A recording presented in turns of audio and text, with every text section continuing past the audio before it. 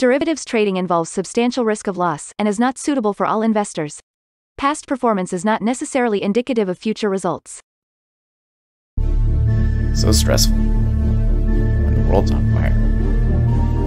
Good God. I can't look at this, guys. Like, my strategy is you buy it and you hope that you got a good spot. Yeah, but we all think you're crazy. You don't fight this. No way. The markets are freaking out and you don't think that anything is wrong? Come back tomorrow and I'll lose it all. Should be fun. Good. Oh my gosh. You know what? I am so unprepared today. Like, I didn't turn my lights on. Didn't turn my lights on.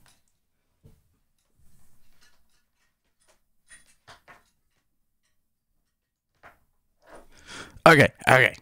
So today is the 25th and last day of the Russel rebalance. So the new index takes effect at the end of trading today. So today is a day where you could see some insane volume in the markets. I think we do have some economic news today, right? PCE and personal income. Yes, those are important numbers. So let's go through the rundown real quick. Volume profile. So yesterday in ES was a pretty... I mean, so here is just like yesterday, pretty choppy and somewhat constrained. We did have news about a stimulus deal. I know, big deal.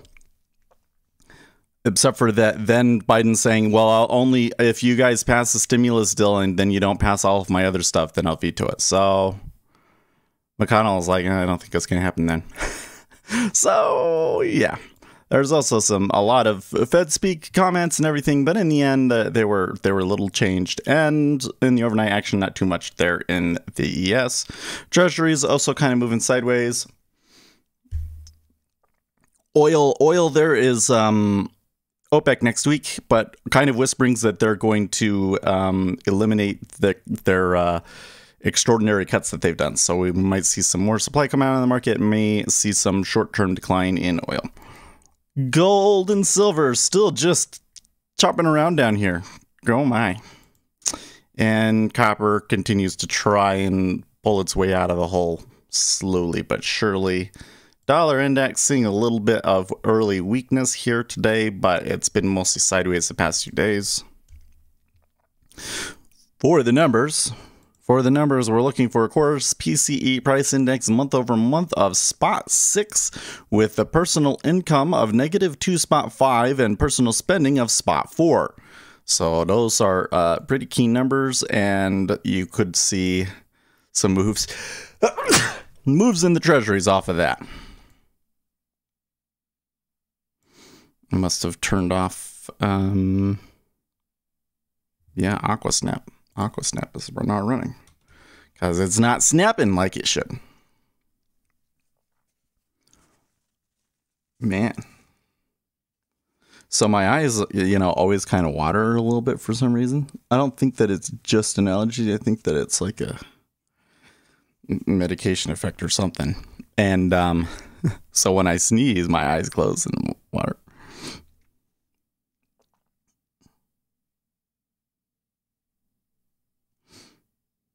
Okay, so let's turn on the Texas speech.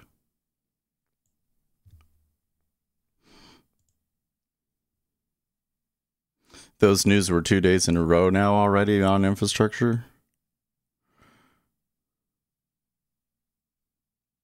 Yeah, well, today could get wild. Like, there's going to be a lot of volume. Right. So assuming that there's no like big moving news today, market making strategies could be very effective today. Tesla was going to moon too. Oh man, saw this thing on Reddit. They wanted 750. I haven't looked at the price of Tesla in a while. It was real. I was like, all of a sudden I was like, wow, why have I used to follow the price of Tesla so closely, and then after a fall, I just kind of stopped paying attention, I guess. Okay, so we have at 8 EST Kashkari is speaking.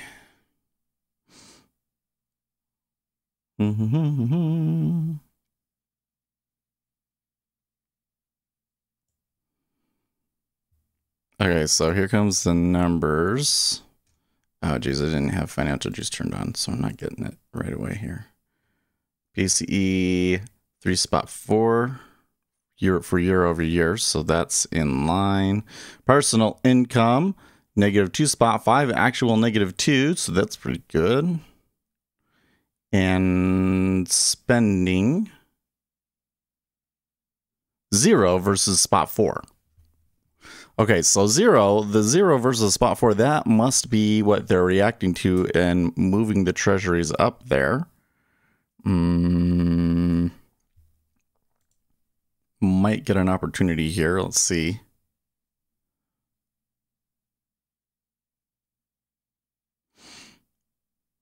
Oh, that was kind of a tough call. Maybe right there, but...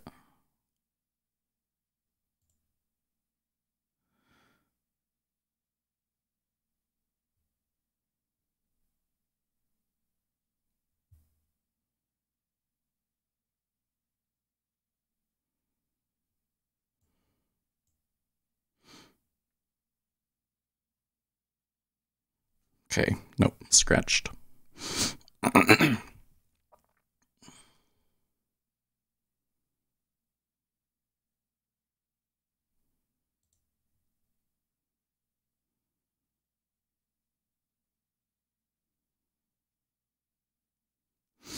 Well, it looks like the index is like that, and the treasuries do too. Can you believe that? Personal spending less than expected, and that's a good thing for all the markets. Well, people didn't make as much. Well, actually, people made more than anticipated. There's going to be a lot of volume, maybe a good word for today's title. Well, we could just put something in about the Russell. So apparently there is a situation in the Russell that I did not. Here, I'll read it from Zero Hedge here. Biggest trading event of the year.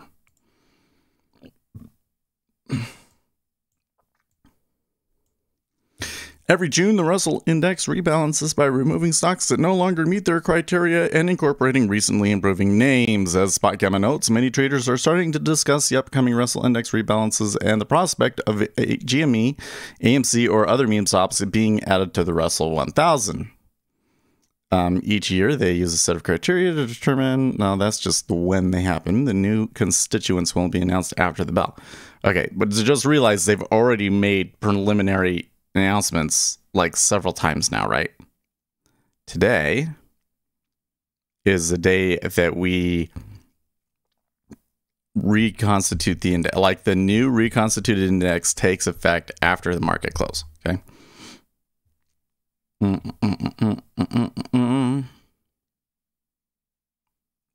Bunch of stuff that I've already told you before.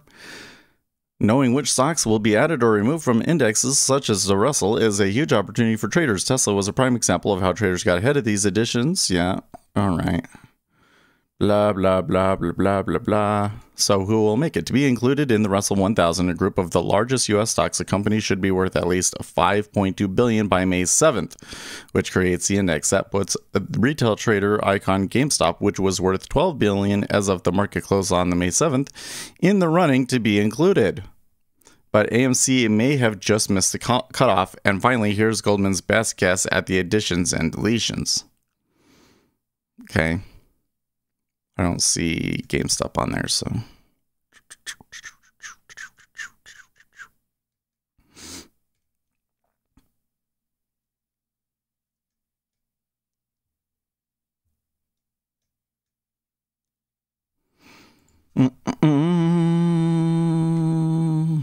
Walk by. Well, they did. I had the right trade in there overall. It just wasn't. It was being a little bit too finicky for me. So.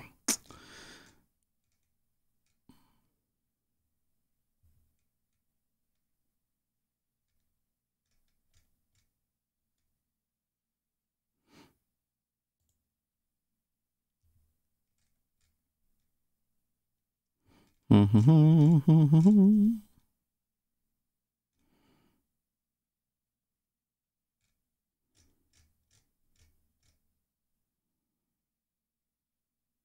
don't see either of them on here.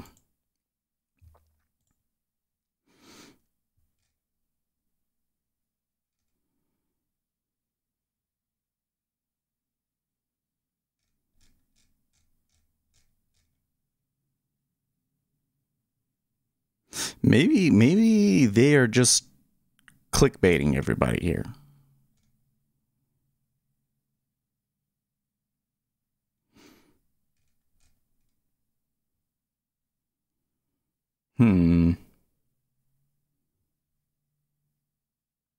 Like usually the list doesn't change all that much, so I don't know.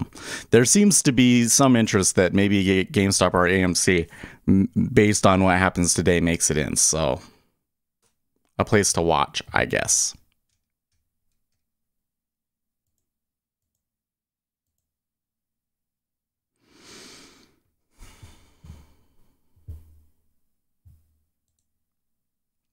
When it was down in here, I saw potential mispricing, and now I don't see anymore.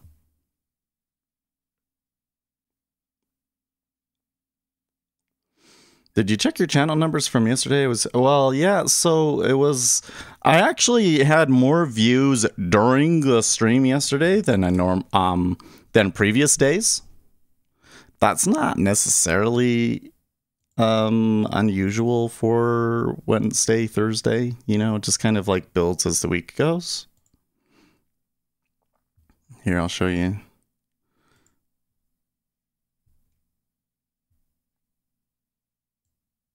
So my Rhythmic versus CQG data got 153 and the markets were slow got 194. And usually a stream will get about 200 views. But like number of views that they get afterwards is pretty small compared to the rest of that. So it's funny how many views the Russell 3000 reconstitution video is getting. So people are definitely searching about it.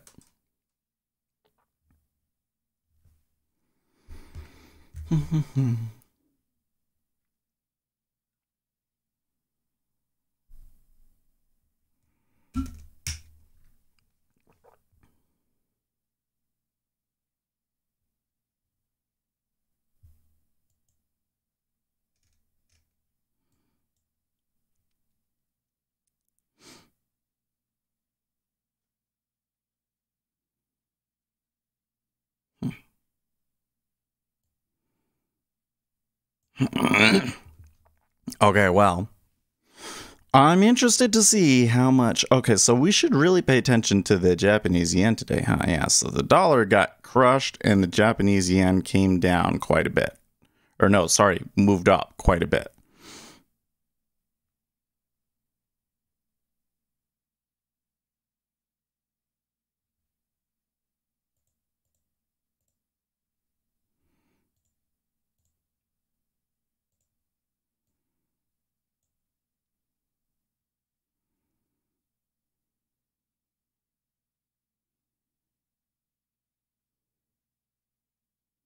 Yep, that's a video.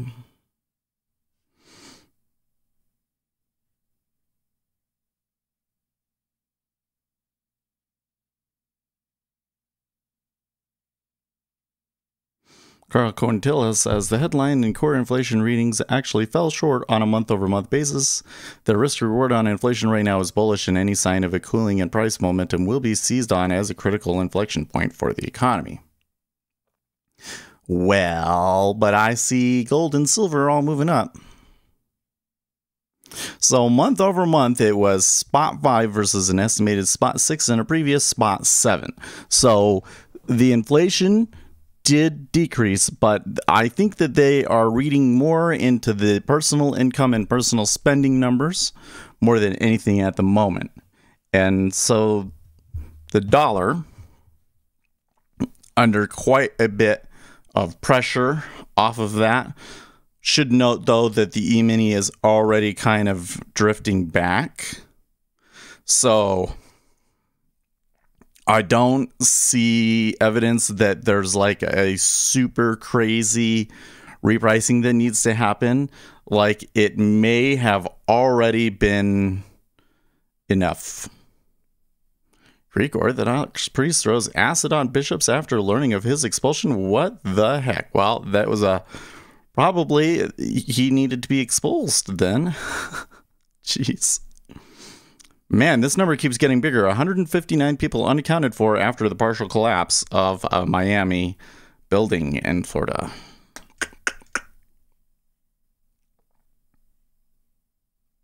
Justin, watch what I do on Big Tech next week, says Trump during a Newsmax interview. Oh, is it coming? Is it coming? Is the Donald Trump Twitter coming?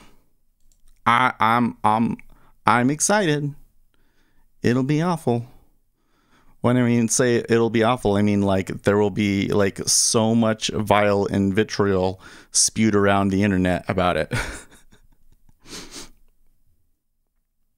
I saw this TikTok the other day.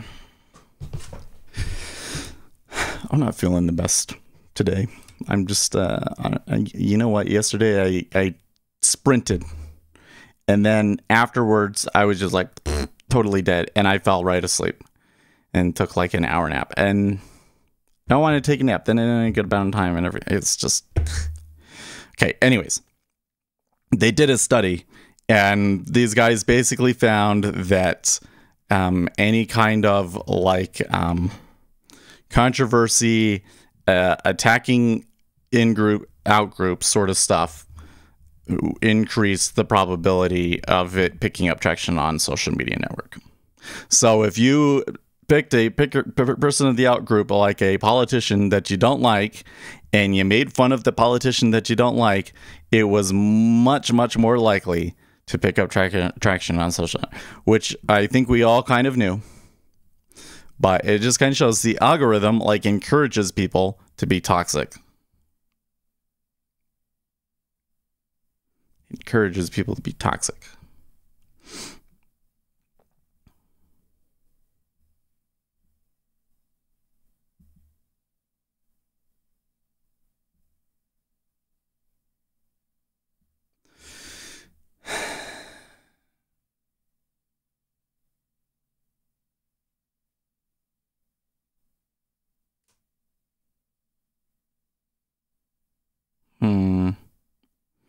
Some more stuff about it. I've seen so much on Twitter about Nassim Taleb on a blockchain. Let's see here. What's this financial review? The Black Swan author Nassim Taleb has doubled down on his criticism against Bitcoin, this time saying cryptocurrency is worth exactly zero and there's no evidence that blockchain is a useful technology. Yeah, that's the same. It's the same paper. It's the same paper.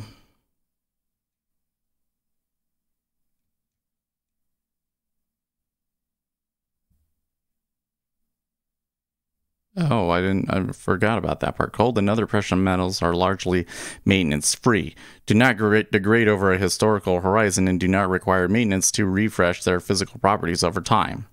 Cryptocurrencies require a sustained amount of interest in them. This is a good point.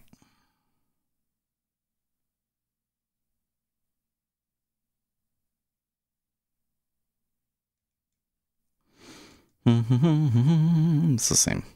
Same article. Already read the paper. Worth a read if you haven't read it.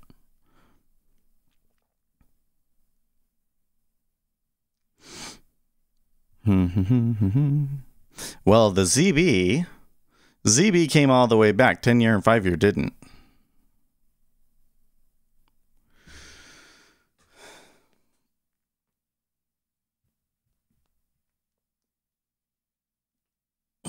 Oh, the sentencing of Derek Chauvin happens today? Oh boy.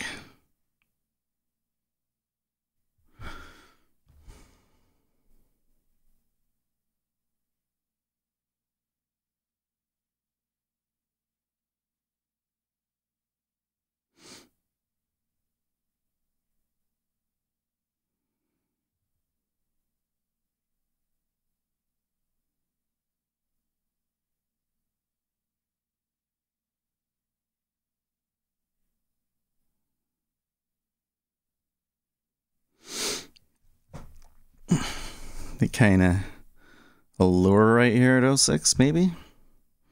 But the way that the ZB came down would make me really nervous trying to take an order at 06.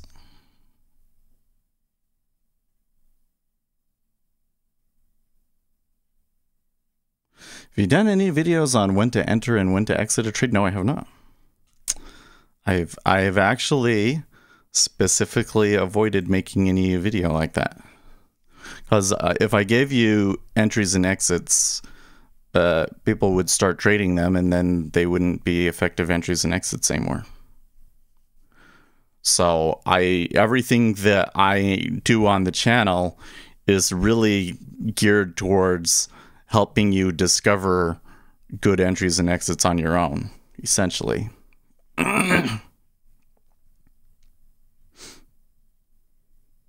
But kind of another part of it is that I'm also kind of hinting that the entry and exit doesn't always matter.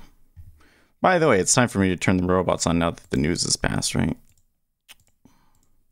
So I was concerned because the other day, remember the other day I was like, oh, if I leave it on all day, it tends not to do as well, right?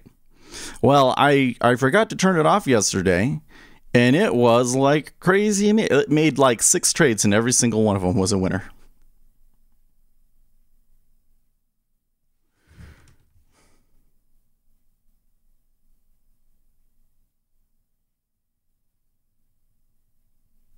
And that is on equal risk reward too, which was like, wow.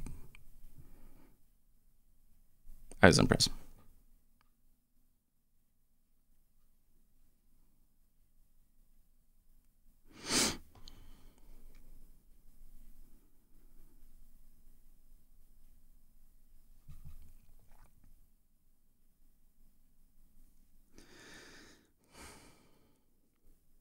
After consistently missing the rise in inflation, consensus expectations or spot RE that just released May PCE 3 spot 4 for quarter and 3 spot 9 overall.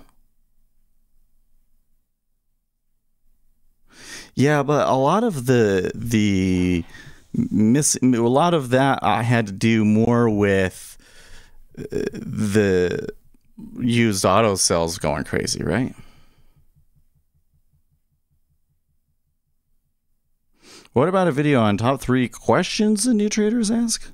Well, I have a video that is like top beginner mistakes.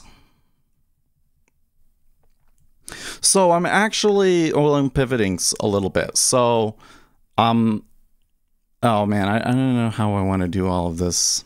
It's just a lot of work to put a video together sometimes. But no, so I got a video that I'm going to do this weekend, hopefully. That is the last of that 4-part series, right? And then I've got a couple of other ones that like have been kind of planned for a while. I haven't done like the day trading Nirvana video was one that we definitely kind of want to get in there, and I think that I would rather have that now rather than later. I don't think that one is one that like picks up a lot of keywords and everything, but is the one that is like, if you really want to get like a good base philosophy to work from, that's where we're going to get that from. But then, you know, I've kind of been reading about or learning more about your copy and effective marketing and everything else like that. And I think that I want to make a couple of videos that are more along the lines of the computer hardware video, but just not about hardware. So it might have something to do with like trader schedule and those sorts of things, or where I think we're going to go next.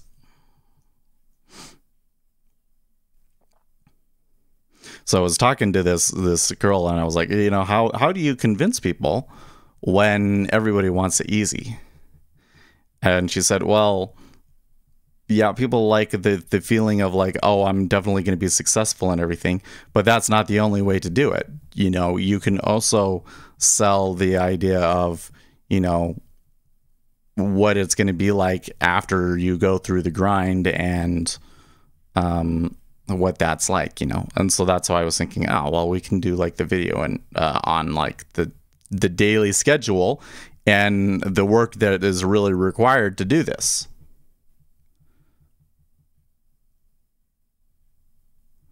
But videos about the process of going live on YouTube. Which videos of yours should I send to the Gen X? Well, so I have a list on there, right?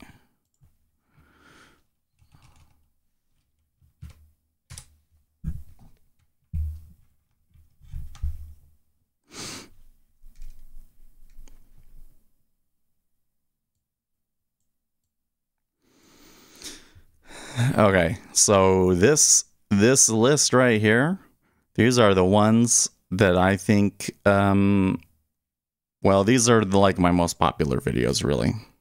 But, yep, you need to know what your platform should be. And then trading the news is probably the most useful video I've put on the channel, to be honest with you.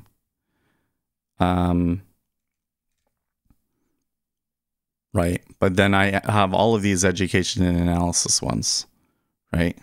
Okay, trading the news, expectancy and performance. Don't buy expensive courses. Okay, biggest key to success in futures trading. That one's really big. Applied volatility targets. That one's really useful. Books, right? Why 95% of traders stop. This is really important to understand why. So like I think people think of it as like discouragement, but in order to have any chance of success, you need to understand why most trades fail, right? The reality of the situation is that most trading is random, and if your trading is random, you will eventually lose. Day trading for beginners. Where do you get started? Beginner trading mistakes, right? Those are the best ones.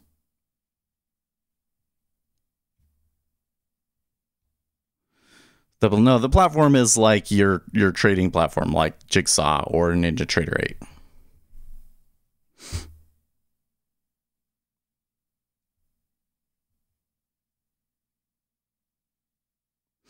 Oh, how to live stream? Well, so my video about the computer hardware kind of talks about that stuff. But the thing is, when it comes to streaming hardware, you don't really need anything. Like, I mean, it's something where you could spend $0 and come in and be great. And you could come in and you could spend $10,000 if you really wanted to. Right? He keeps buffering. That's interesting.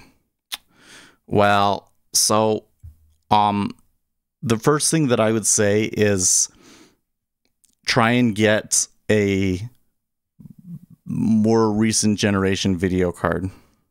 So like a 1660, a GeForce 1660. So I'll put this down, like write it in our notepad.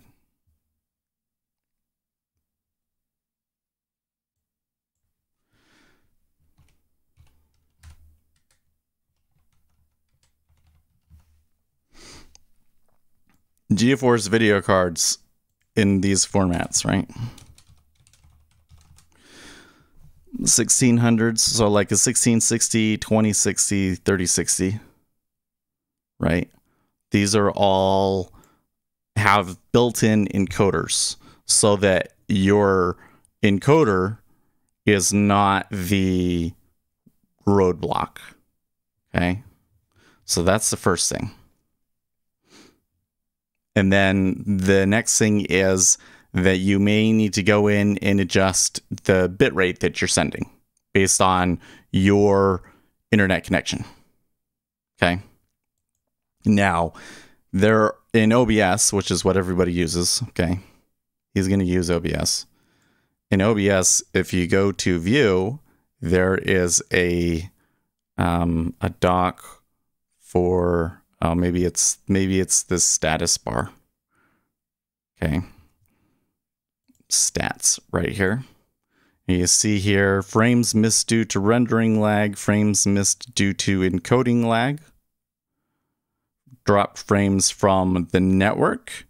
This will tell you if you're dropping frames or you're getting buffering, why it's happening, right? For me, this probably happened a little bit right at the beginning of the stream, but this will, you know, if I'm getting frames missed due to rendering lag or encoding lag, then it's your video card. So for me, if I had the onboard encoding, probably I would have less problems with that.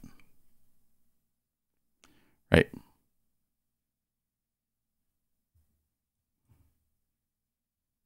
Right. And then, yeah, there's a lot of YouTube. There are a lot of YouTube channels that are like exclusively about this stuff. There you go.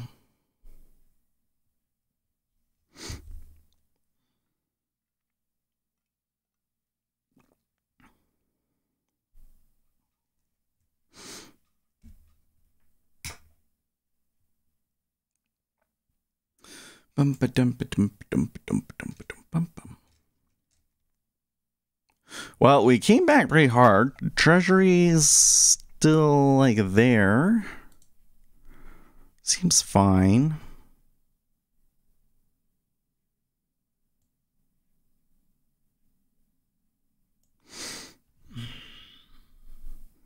Guess dollar tried to bounce back a little bit. It could be an inflection point.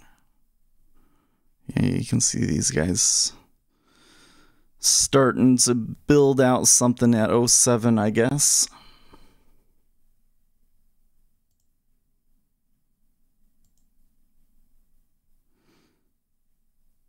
Netflix loses network usage fee lawsuit in South Korea. Oy.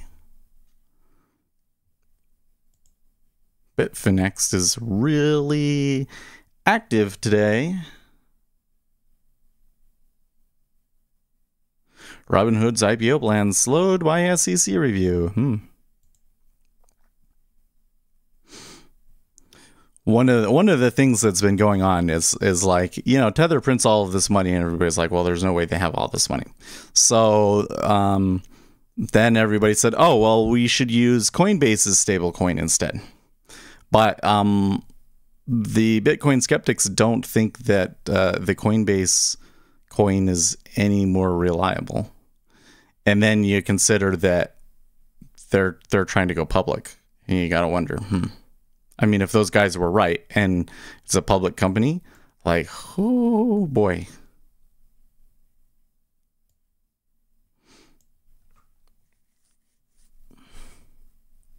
Well, markets moved pretty good after that news release, right? Since then, things starting to get constrained again. But I don't know. I'm hoping that the open should have some opportunities in it. So.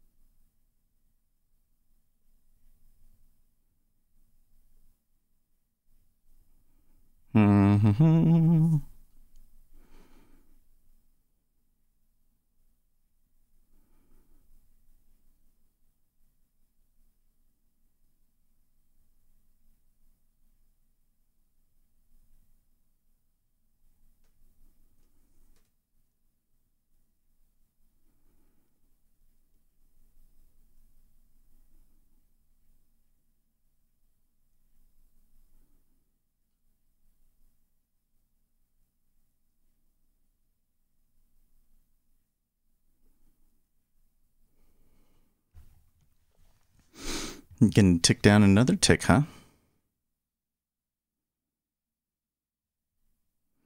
Read that one out. Winston's mom says top of the hour, traders, and if you haven't hit the like button yet, please do this for the channel. This helps speculators and tells YouTube we support the channel. Thanks.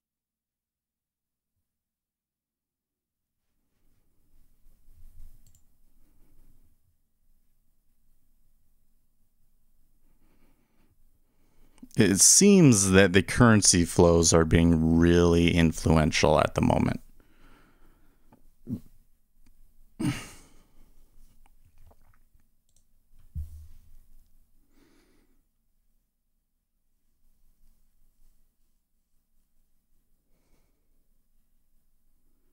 Dollar dips as inflation fears ebb.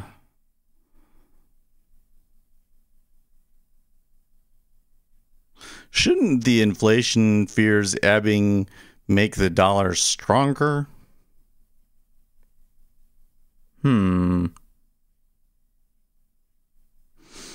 tell you what, the market is awfully fickle about this inflation thing, wouldn't you say?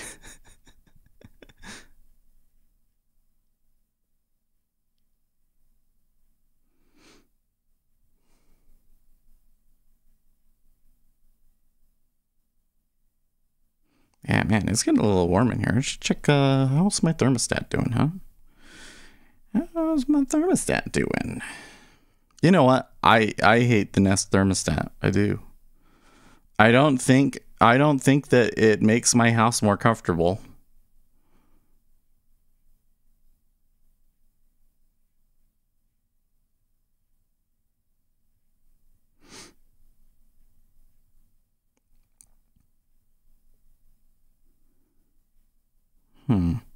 Oh, why did it do that to me?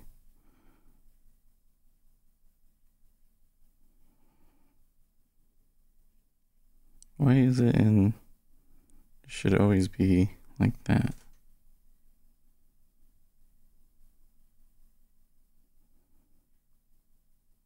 Yeah. You want inflation in an economy, otherwise people will just hoard cash, correct? Well, I wouldn't say that people would just hoard cash, or, I mean, that's a little exaggeration, but generally correct, yes. You want inflation to provide an incentive for asset holders to invest their assets and create growth, yes.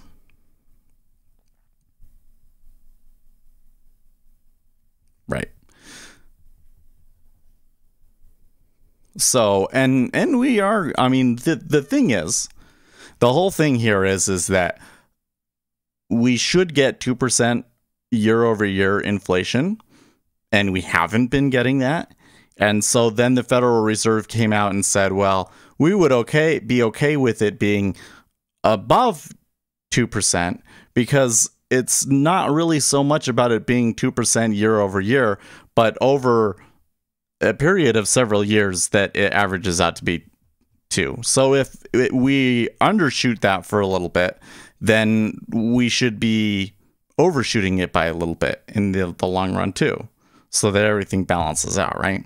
And then when that happened, everybody started to get concerned that like it will get away from them, right? And this whole time I've kind of been saying like, well, inflation is coming. We know that in the first half of the year or so that there's going to be supply chain constraints and that we're going to get inflation.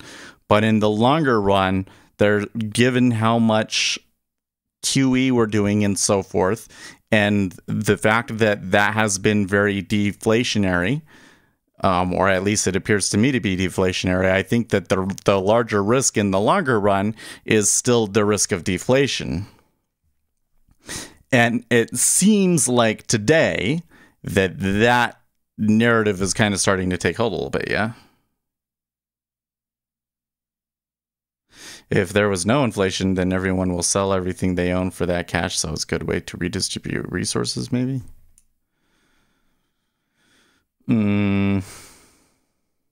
What is it that you're really trying to get at? Sounds to me like a question to get you to say something so that one can make some other grand conclusion that may or may not really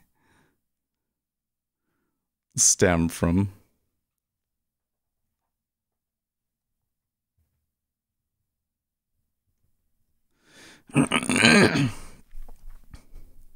Well, in Escape from that game. Oh man. It just remind me of all of the live stream gamer stuff that happens, crazy stuff all the time. In Escape from Tarkov, all items deflate. And so that what causes people to want to get rid of them?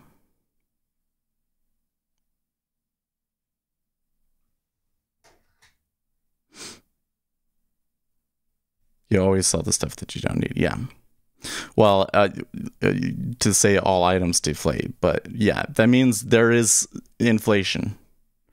They have inflation, and that inflation causes people to want to get rid of the items that they don't need and convert it over to cash. Well, that's all kind of weird, because probably the value of the items that you can actually buy with your cash probably doesn't change, does it?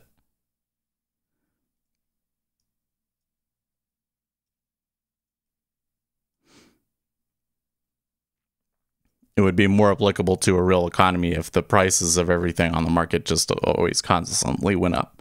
And it would serve the same purpose though, right? It's like if there's something that you don't need, you would want to sell it now so that you can get it into the cash and then... Or, well, no, you wouldn't. You would want to get it into cash and then go and buy the thing that you really want as fast as possible.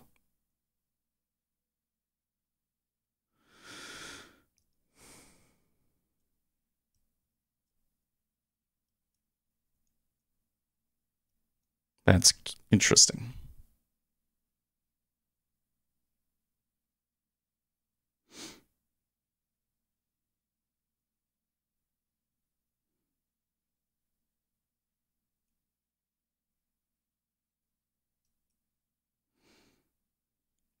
Well, in real life, suppliers create due to demand. Yeah.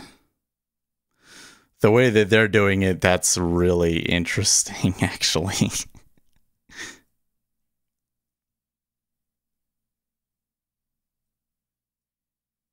Some idiot just keeps restocking those stars.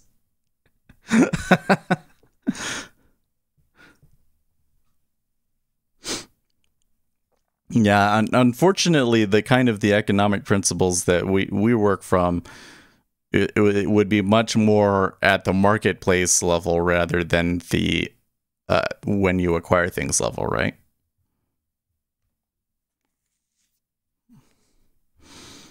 The Hill tweets Israel bringing back indoor masks. So I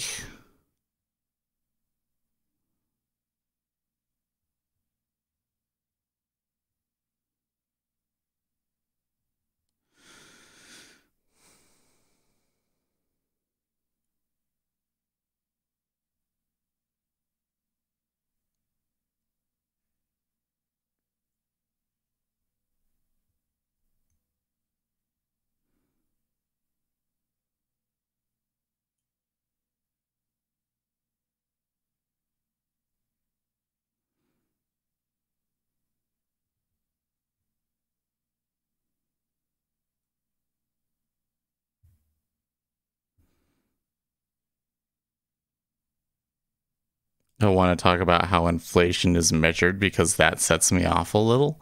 Well, there's three major measures of inflation that we and the Federal Reserve use. These are not the only measures that the Federal Reserve uses, but these are the most widely known and followed ones, and that is consumer price inflation, producer price inflation, and PCE inflation, right? And each of these are indexes.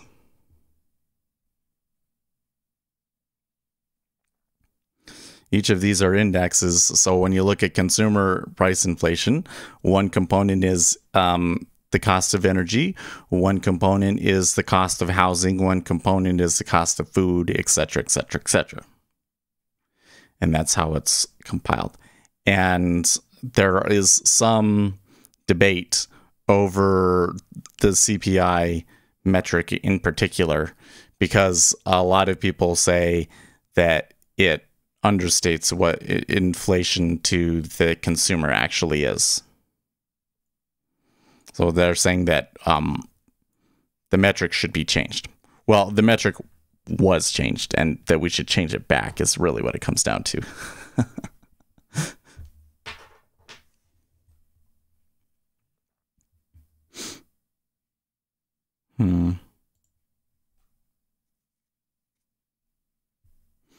The 10-year was like reaching there, but the 30-year didn't go with it.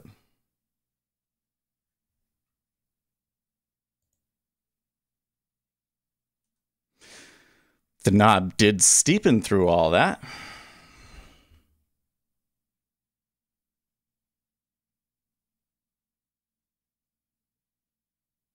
Change back to what? Well, what was the...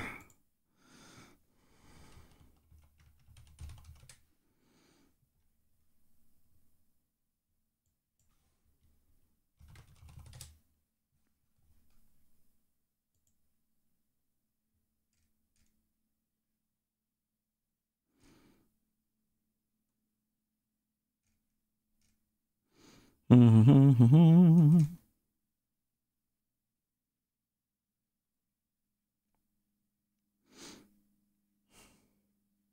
wish I could remember what it was that changed, but I'd have to do a lot of research. I don't know if I'm going to find it quickly for you.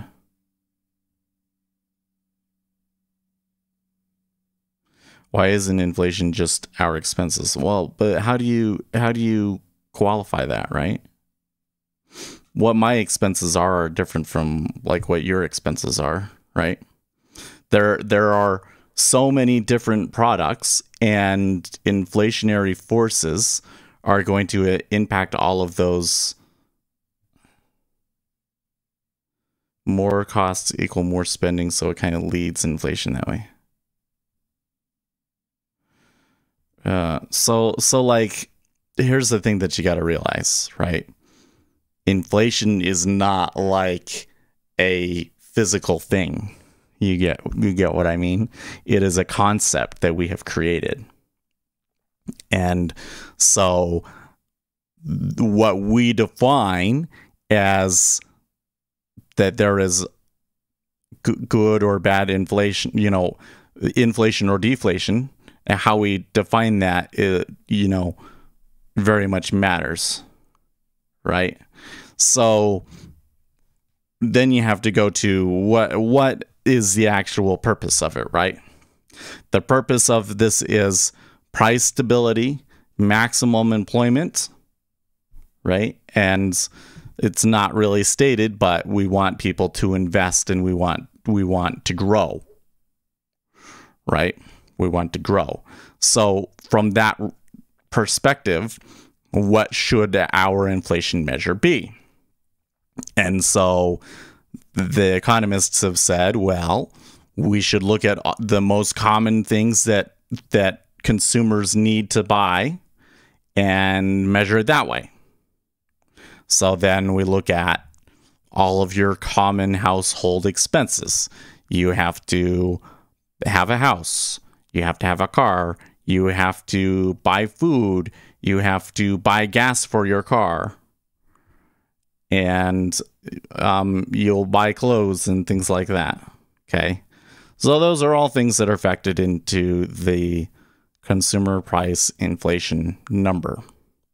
But what about the value of the S&P 500?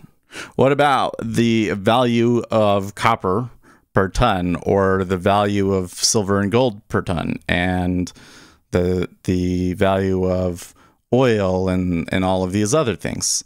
So what we've seen consistently over the last 10 years is that even though CPI is not giving them the numbers that they want, we're not getting, or instead, we're seeing rises in commodity prices often, right? And so people come in and they say, well, there is inflation. It's just not where CPI measures it. essentially. And so the argument that they're saying is that the metric has been gamed to not show inflation so that they don't have to raise interest rates.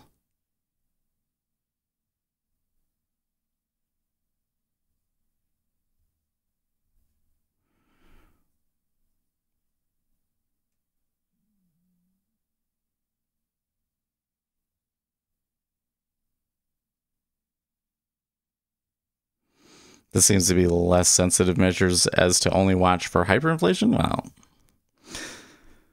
I don't know. It's like I said, it's just like it's a concept that we've developed, and the question is the concept, the definition that we're using, really effective for the decision that we have to make? Because really, what it comes down to is, should you raise interest rates or not, right? And on that note, I would argue that it has actually been pretty effective, right? So I know there are a lot of people out there that want the interest rates to rise, but the reality is that in the last 10 years, if they had raised interest rates much faster, there was a period when Janet Yellen was Reserve Chairman where she should have raised it at least should have done at least 1 or 2 raises, and then Jerome kind of had to catch up. That shouldn't have happened. But other than that, it was the correct move to hold off on raising interest rates for a really long time. And it was the right move to go back down to 0 interest rates now, So should the interest rate be higher than it is? I'm going to say no. So then the CPI number has been giving us good guidance. Yeah.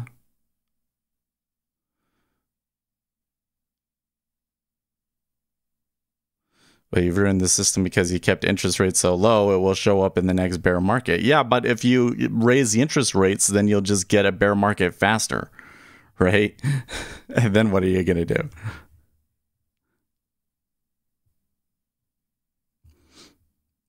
I wish it was as simple as, okay, well, we're just going to raise the interest rates anyways, and there's going to be a ton of pain, and we'll all feel the pain, but it will just be like a short-term thing, and then after that, the market will adjust to it, and everything will all be hunky-dory, and then next time around, we have more room so that when we have a recession, we just lower interest rates and everything's fine. I wish it worked that way, but it doesn't work that way, because if you raise the interest rates too far, then you created a recession, and then you have to lower them again. And if you don't lower them again, then you'll just get a depression, right?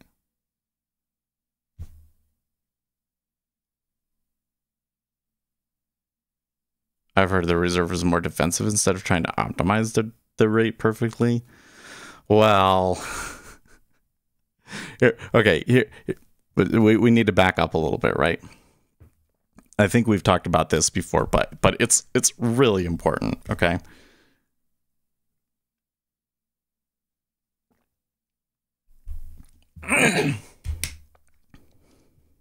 Some people make money from low interest rates, okay? I myself, having been able to get into a house at a good time before all of the prices for housing really increased, but also while the rates were still quite low, I benefited from that quite a bit, right? Oh, that sucked. I got stubbed out. Huh? Yeah, it's okay. I probably had been too long. Probably after 5 minutes, I should have taken it off. Anyways, so some people benefit from low interest rates. Some people benefit from high interest rates. Like if I was in my 60s, I would prefer the interest rates be high, right? Because I want to be able to have income, but without the risk, because I'm old and I don't want to lose half of my money in the stock market because I want to live off of it, okay? Some people benefit from low interest rates. Some people benefit from high interest rates, right? And here's problem number 2. Everybody is affected by interest rates. Okay.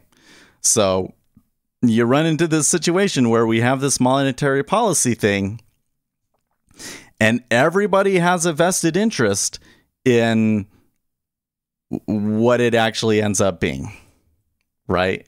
Everybody has a conflict of interest of some sort when it comes to interest rates. That's just the way that it is. They might not realize it or not, but everybody has a conflict of interest of some sort when it comes to interest rates, okay? Many people will get deceived and be convinced by somebody else to promote a certain interest rate policy that wouldn't actually be beneficial to them, right? Like understand, if you are young and you don't have a ton of assets, you know, higher interest rates aren't really good for you, to be honest, right? Higher interest rates are really great for people that already have assets, but people that want to acquire assets, or people that use debt, let's put it that way. People that use debt benefit from interest rates being low. And that's most of us in the lower and middle class, okay?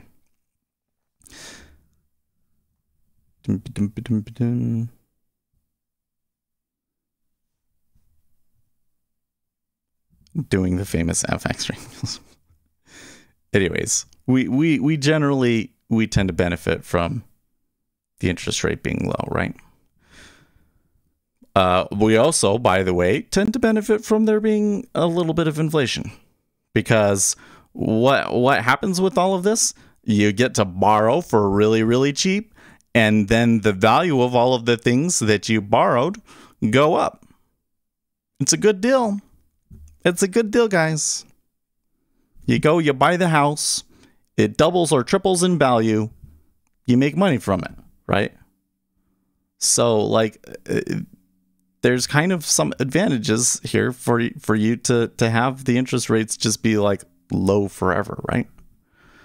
But you kind of, there's the other side of it, right? You need price stability. You need people on fixed income to be able to live off of their fixed income, and so they need a certain amount of return for that to work. And if they aren't getting that return, then they have to invest even more to make up for it, right? And then there's the banks. The banks make more money when the interest rate is higher, right? And especially as the spreads are thicker. So, right, there's other people that would have an interest in it going higher. Probably the ones that are the most interested in it going higher are the banks. Just want to point that one out to you, right? Okay. Ever wonder why Republicans always seem to want the interest rate to be higher? It's because two of their biggest constituents are banks and old people. Okay. Just saying. Although the banks definitely patronize the Democrats more than the Republicans, but I digress. It's the Republicans still definitely try and take care of the banks, right? At what point in millions do you think cheating is allowed? What do you mean by that? Anyways. Okay, so because everybody has a vested interest in the interest rate being a certain thing or not a certain thing, you've kind of got this really messy conversation because of that, right? Because it's really impossible to separate out what should be the policy, what should the policy be versus why people are saying a certain thing, right? Don't raise rates. No, the banks would love the rates to be higher. Didn't you see this earlier in the week when everybody realized that, oh, maybe they won't have to raise the rates as quickly and all the banks fell? Banks would love a higher interest rate. Okay.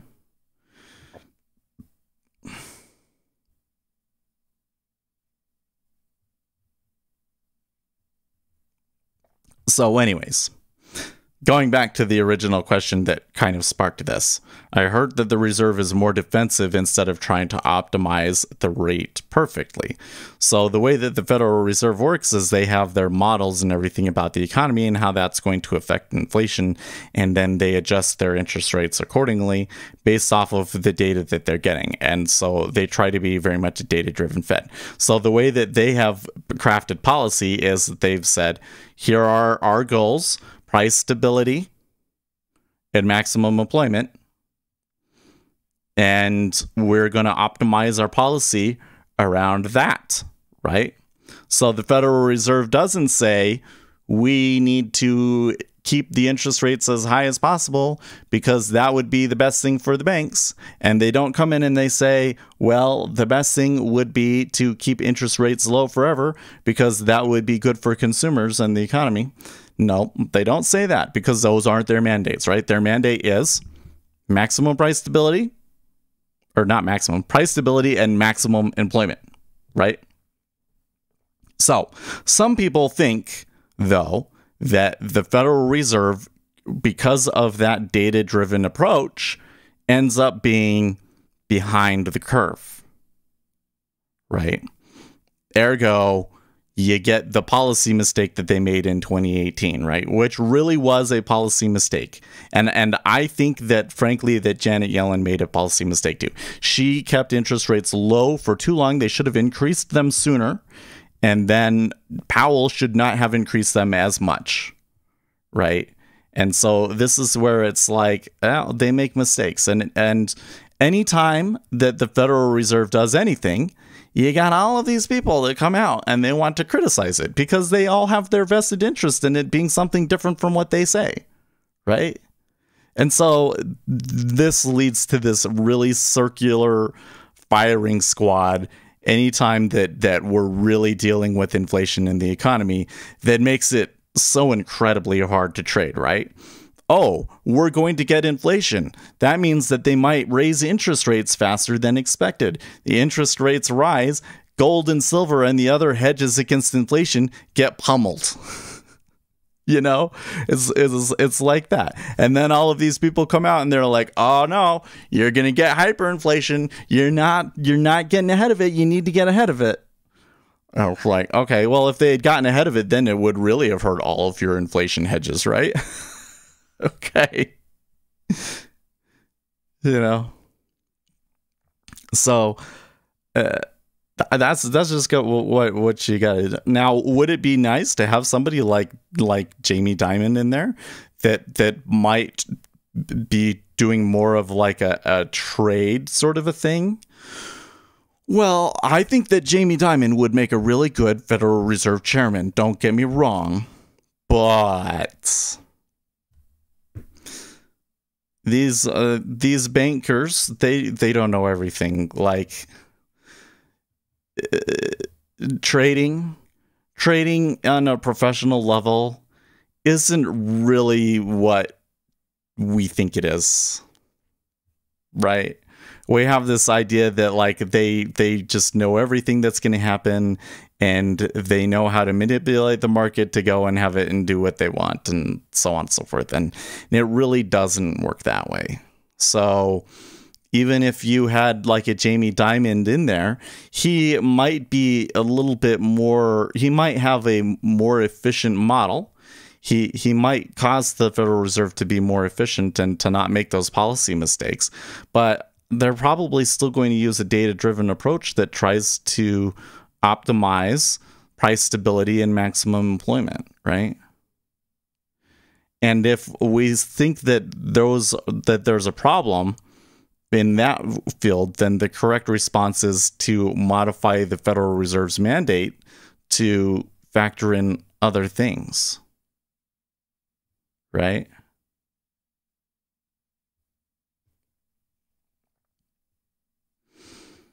The wealthy can afford to be more nimble in the markets with their millions than we can with our Uber Eats money. Well, yeah, so that's the weird contradiction in it, right? Is that consumers benefit from being able to take on debt, but in the end, it leads to wealth inequality, the low interest rates. seems to me that low interest rates lead to income inequality. So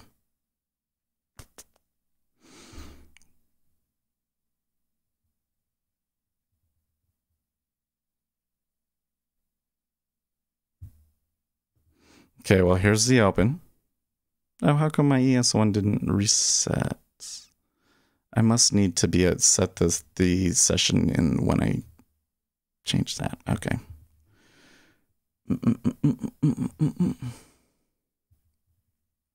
Common person definitely trusts that they know exactly what they're doing with the economy and that they don't have to concern themselves as they will keep their jobs, etc.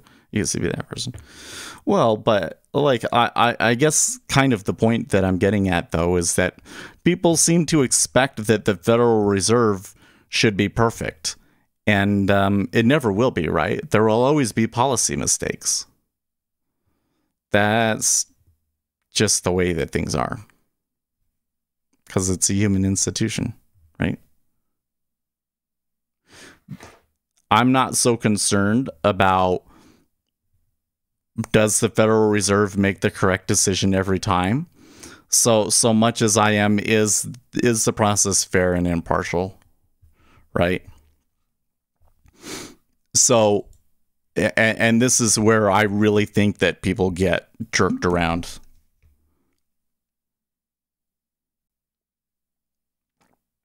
And I'll take this as controversial as I can right at the very beginning. The people that get deceived on this issue the most are the Ron Paul supporters, okay? So the Ron Paul supporters think that the interest rates are too low and that they should raise interest rates, okay? And they think that the Federal Reserve should be audited and this, that, and the other thing.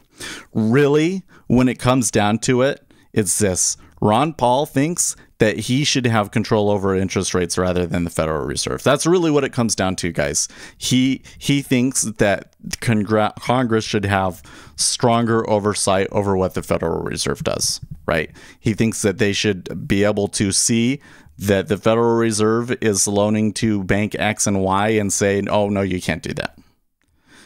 He wants to be able to come in and read the meeting notes and say, oh, you guys changed the interest rate because of this. Well, we can override that.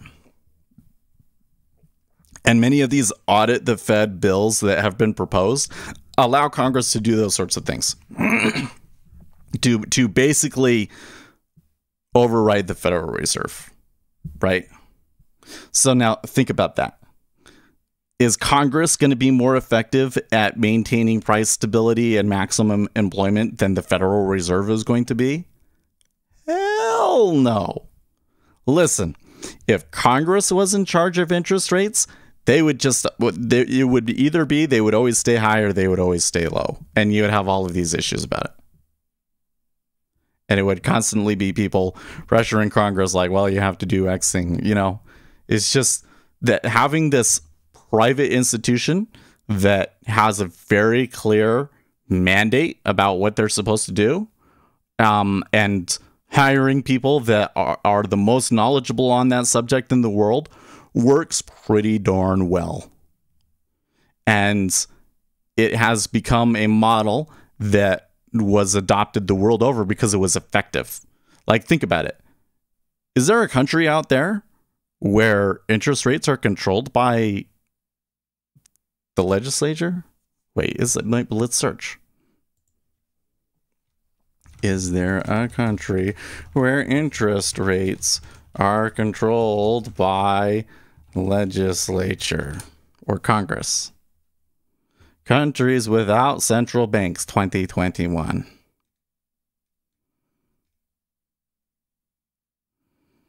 Okay, Andorra, Isle of Man, Kiribati, Marshall Islands, Micronesia, Monaco, Nauru, Palau, and Tuvalu. Okay, it's pretty much everywhere. Kiribati is the largest one with a population of 100,000 people.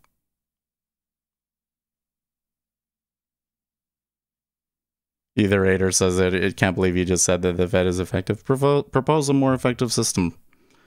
Show me a more effective system, my friend.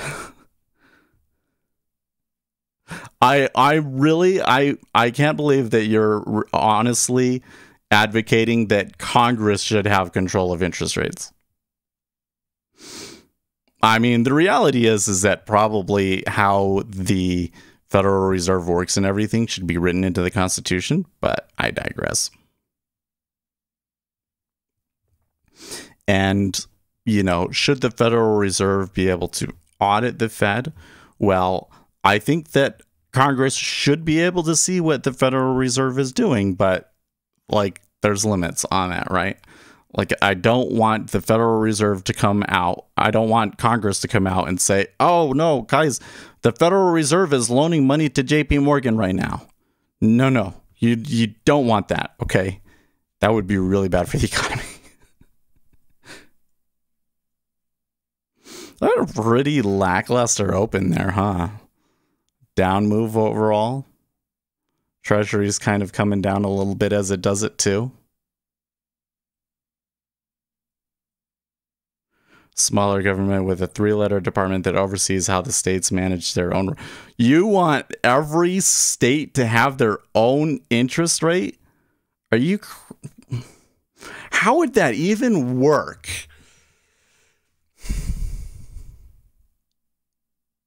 It wouldn't work. No, it wouldn't work. Like you realize that if we went out and the Bank of New York had an interest rate of 0 and Utah had a rate of 8%, like it wouldn't work, right? One central bank in the United States would end up dominating all of the others.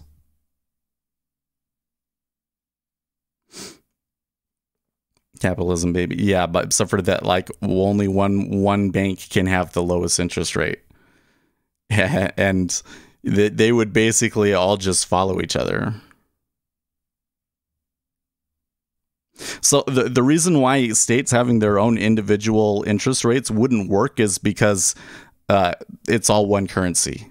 So think about it. Can you think of a place where there's one currency, but they all have different interest rates?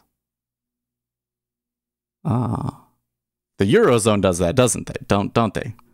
Yeah, the Eurozone does that, and there's the European Central Bank, but then all of the individual states offer their own debt and have their own interest rates, kind of. But they don't really have really don't have central banks. There's not like a Central Bank of Italy, right? Is there? Well, let's see. Central Bank of Italy. It is. Okay, so there's a Central Bank of Italy, but who really makes the decisions over there, right? The European Central Bank does. So if you had a bunch of smaller regional interest rates, they would just be irrelevant, right? Everybody would just follow the Central Bank of New York, is what would happen. And would that be fair? No, because the Central Bank of New York would just do what's good for New York. No, I think that if you have one currency, that you should have one central bank to deal with that currency.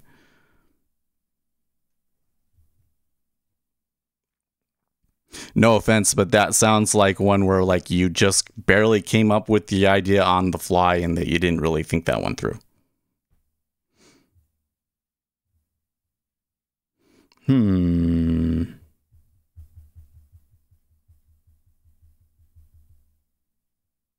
They're federal taxes and state taxes. Yeah, but there aren't state currencies.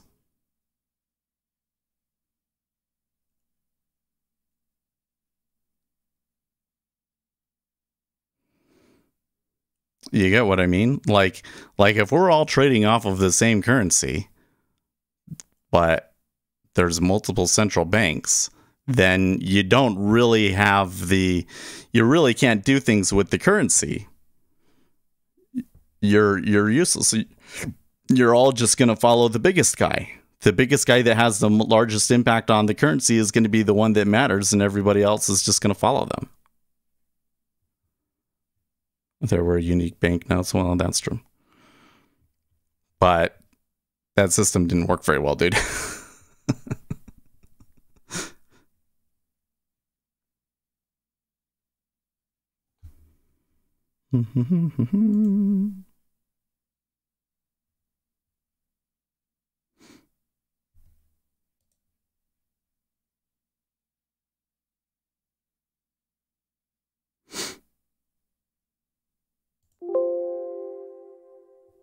Wait, what?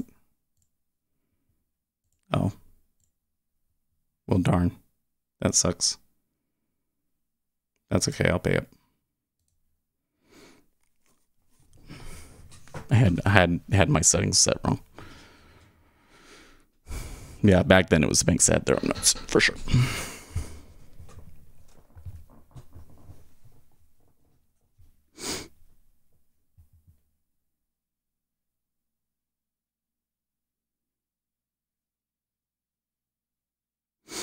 See, what we had before was really more of like the libertarian dream, right? So libertarians would say that there shouldn't be a state administered interest rate at all. That banks should just then the free market should determine the interest rate on their own. And prior to the Federal Reserve, that is exactly what they did, and that was what led to the crisis of 1907.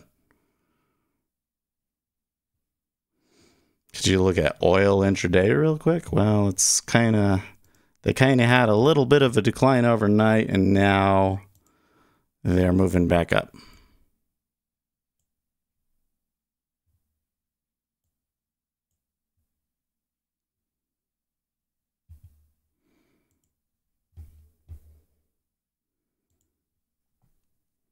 You've got a big long in oil? Well, I can't say where it's going to go. OPEC is next week, and it is sounding like that there are going to get rid of the production cuts that they implemented because of COVID-19. So how much of that is factored into the market? I don't know.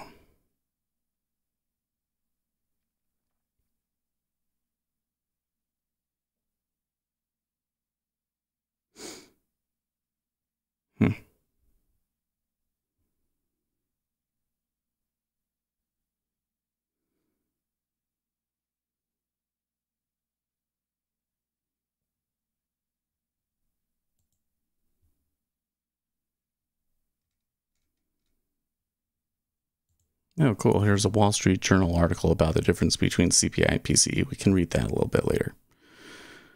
I want to see myself get stopped out here first. Yeah.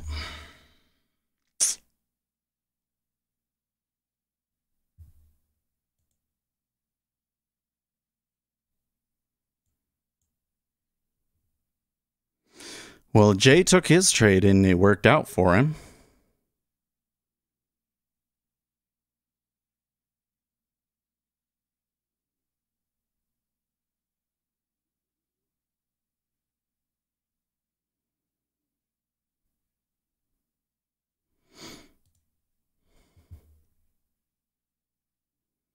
I'm really betting that crude oil steamrolls the shorts.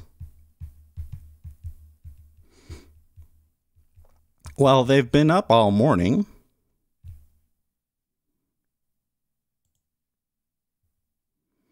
They're doing relatively okay. I mean, like in all honesty, the markets just aren't moving all that much, right? The largest mover today is gold at spot 63%, which is still kind of within its range if we come back to our volume profile and we look at gold, right? Yeah, it's a good day for gold, but yeah, it's still within its range, right? So, and that's the biggest winner right now. Indexes look like crap to trade.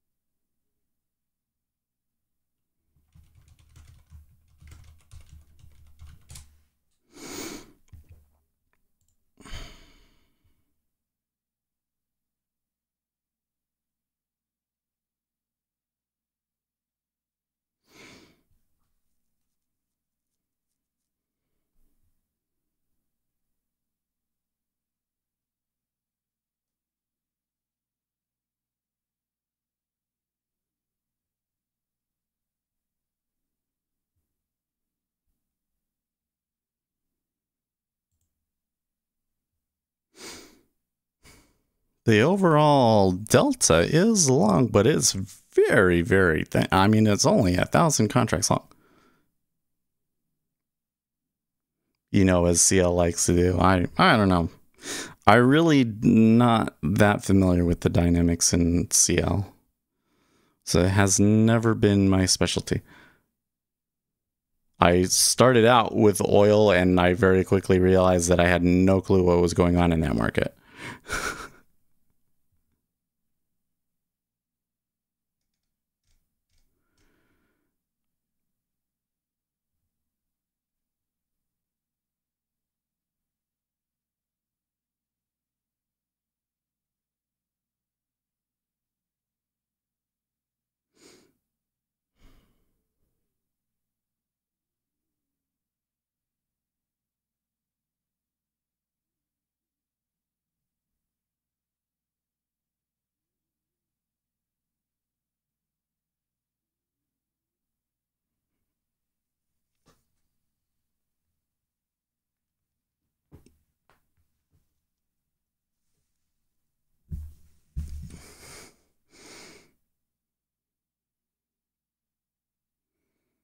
There we go. You get above that open, maybe? I'm actually gonna move my. So it's probably a bad idea, but.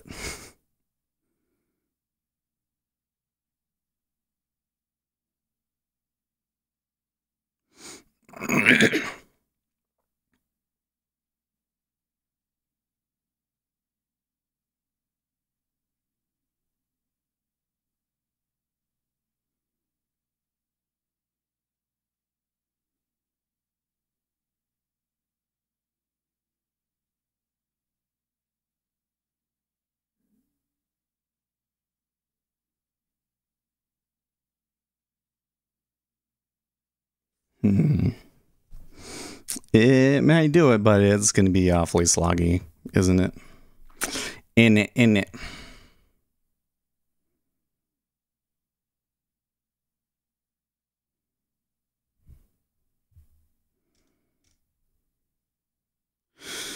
Australia grants provisional approval to J&J COVID-19 vaccine, government statement says. Okay.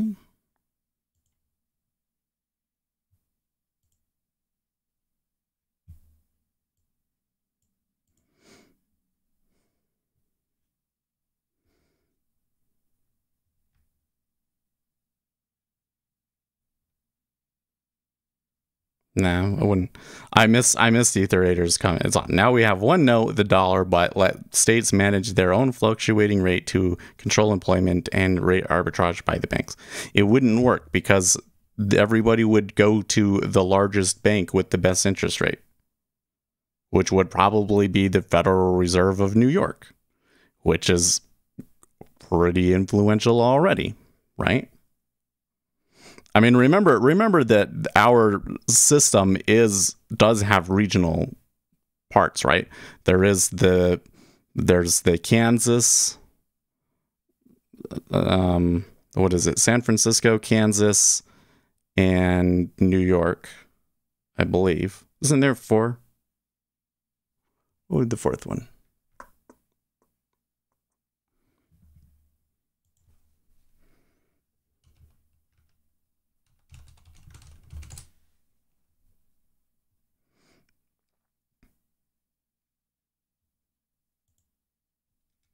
Oh, yes, there's way more than that. Boston, New York, Philadelphia, Cleveland, Richmond, Atlanta, Chicago, St. Louis, Minneapolis, Kansas City, Dallas, and San Francisco.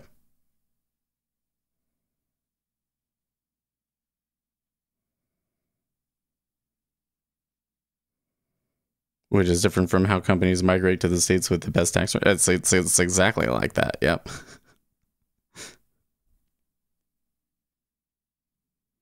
Do you see there would be like no point to it? Like if you take that thing, if you just got rid of the Federal Reserve and you just had the Central Bank of New York, it would be the same effect as the system that you just proposed. So now I ask you, do you want it to be that there's just the Federal Reserve of New York? I don't want that. And the Federal Reserve of New York is like appointed by the governor of New York instead. It's like there's a problem with it, right?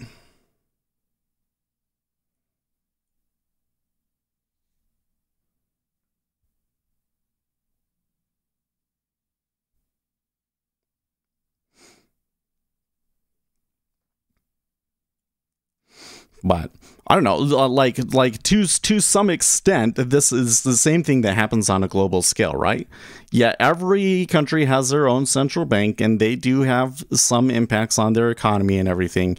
But in reality, the Federal Reserve of the United States is the most influential, and everybody else is kind of following them to some extent. And the Federal Reserve of the U.S. has impacts on the rest of the world that may not be favorable to other countries. And we're going to face this issue in the future because the People's Bank of China is becoming an influential player, and will at some point, we're going to be in a world where it's not just the United States as the sole superpower. There will be multiple superpowers. It'd be the US and China, and then later on I think that there will be the US and China and India and Brazil.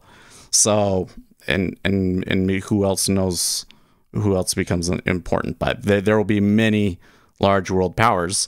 And an issue that we're already starting to face is that the People's Bank of China will do something and it will have an impact on the global economy, right? And are their goals and their stated goals in line with what everybody else in the world would want? Not necessarily, right? So really the question is, what are your goals? Right? I think that that's a better way to approach it, right? So when you come in, the Federal Reserve's goal is maximum employment and price stability. And that's what they base all of their decisions on, right? If we don't like the Federal Reserve, is there something else that we should change? Should we change it so that the Federal Reserve also avoids making bubbles? You could change their mandate.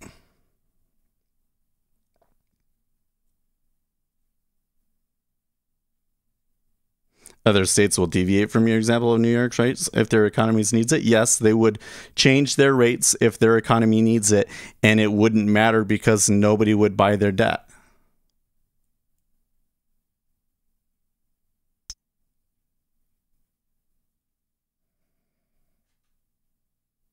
Like, if they come in, your economy needs it, you lower your interest rate, who cares? Nobody's going to come in and buy your bonds because they can go buy them from New York.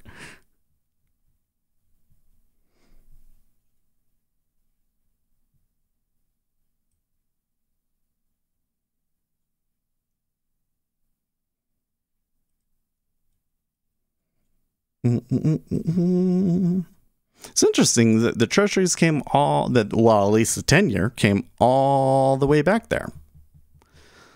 So I guess an example of where, because there's no way that I would have been able to tell that they were going to flip all the way back and behave the way that they have in the treasury, right? But if I'm just looking for a tick off of a mispricing, then I don't necessarily have to worry about that.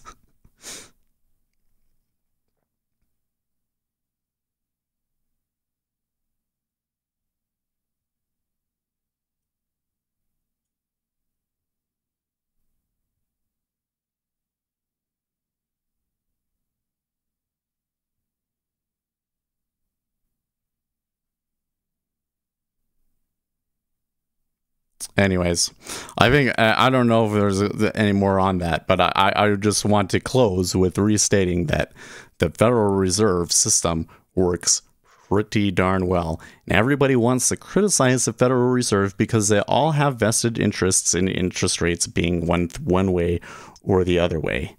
But the reality of this situation is that the financial system has been much more stable since the Federal Reserve has come along. They make mistakes, but you're always going to make mistakes in a human system. But overall, it works really great, and there has not, as of yet, been a better alternative created to the central bank. So I can contend with their individual decisions, and I have in the past, and the one time when I disagreed with it, I think I was right. I think the way that played out very much proves that we were right on that one, right? I guess there was the earlier one too, where I said they should raise interest rates faster. That one's kind of hard to judge because the market didn't necessarily like freak out. But when they started raising interest rates, that it was beneficial for the economy. So. Yeah, I do not attribute stability to the financial. Why not? Because you're inclined to hate the Federal Reserve? Probably. Like, what would be empirical evidence to suggest that it's because of dollar hegemony and not the Federal Reserve? Damn, I got hit again. That one, it actually gave me, that must have come back quite a bit because it didn't give me my full stop.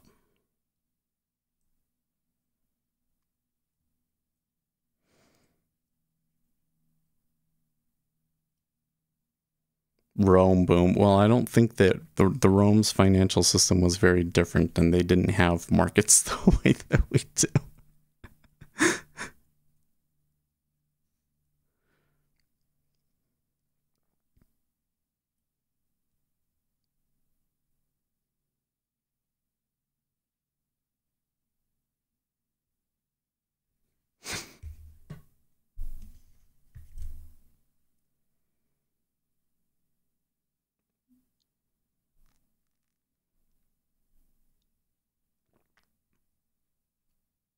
You know, it's kind of interesting going back on the history on that, because it was like there was the Panic of 1907. You got to realize the Panic of 1907 was a big deal in financial history, okay? When you read your history book, everybody kind of reads about the financial crisis of 1907, and they just go, okay, that thing happened, but they resolved it and everything was fine. And it was really just a prelude to the Great Depression, right? And that's the way that everybody thinks about it. But the reality is that the Panic of 1907 exposed fundamental flaws in the economy of the United States and the world at the time. And if it was not for a few enterprising bankers led by J.P. Morgan that stepped in to resolve the crisis, there would have been a complete collapse of the United States economy, and it would have been complete chaos. Similar to what everybody was worried would happen in 2008, but like, it was much more dire because there was literally no systems in place to do it, to deal with it or do anything about it. Okay. So then they came in and they made the Federal Reserve, and the Federal Reserve comes along, and then there's the Great Depression.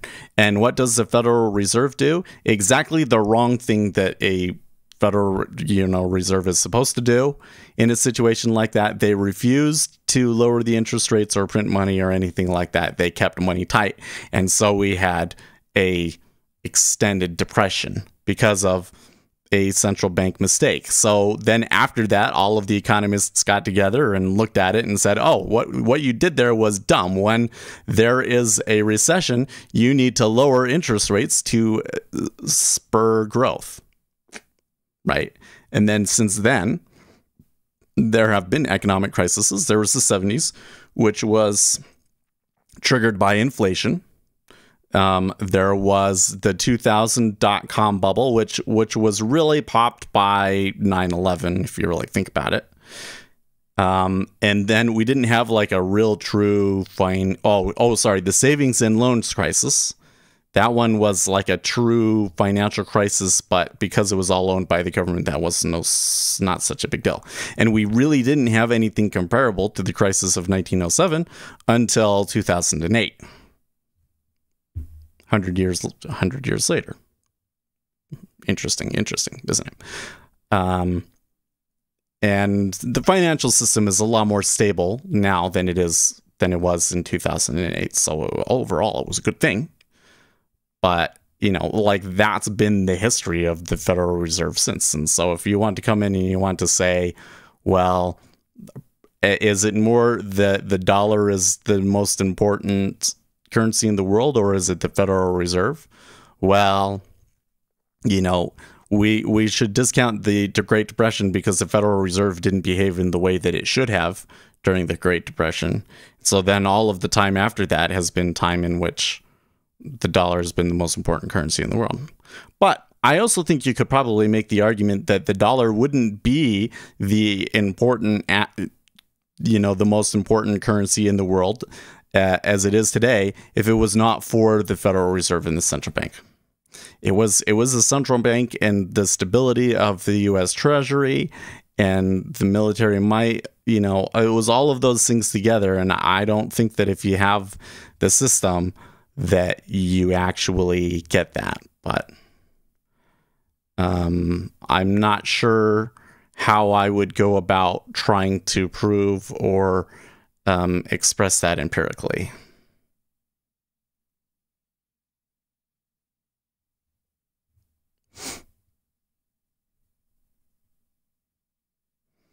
But like the bigger thing here is again, like we were really like the first one to do something like this, and every country has adopted some sort of a central bank now.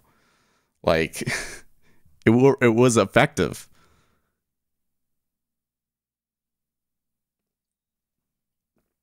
Man, so I was thinking maybe we were gonna get a good move up. I never would have gotten my target anyways, so it's fine. But yeah, difficult market.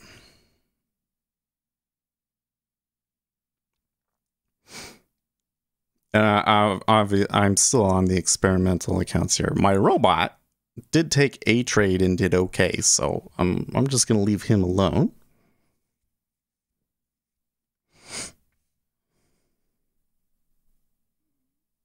IQ asking Ace a question, but I haven't seen Ace here today yet. None of the Feds, but that's just not true. That's just not true. I mean, they learn things. The issue is that you're only looking at for the times when they made a policy mistake, and you say, okay, well, they should have done this, and that they did this, and then the market responded this way, and it was a bad thing, right? But what you're not considering is if the Federal Reserve didn't exist at all, what was the policy that would have been made, and how it would be a completely different timeline. So they're not even comparable. But what we can do is we can look at the time period when there was a Federal Reserve and a time period when there was not a Federal Reserve. The time period between when Andrew Jackson eliminated the Bank of the U.S. and when the Federal Reserve was created was the most financially turbulent time in the United States history, excepting for the War of 1812. Okay, so... That's why they like it, okay? Because before the Federal Reserve, things got pretty crazy, right? Like in the late 1800s, from like 1850 to 1900, there was a large financial crisis like every 5 years, and they were all really dire things like the financial crisis. So there was like really high highs and really low lows. And then in 1907, that was when it really looked like the system was going to break. And they said, well, we need to change something. And then what do you know? They made the Federal Reserve. And yeah, there was the Great Depression. But then after that, we haven't had the same problem. We have recessions, but it's like the recession lasts a few months, and overall economic prosperity in the United States has been really good. I just don't,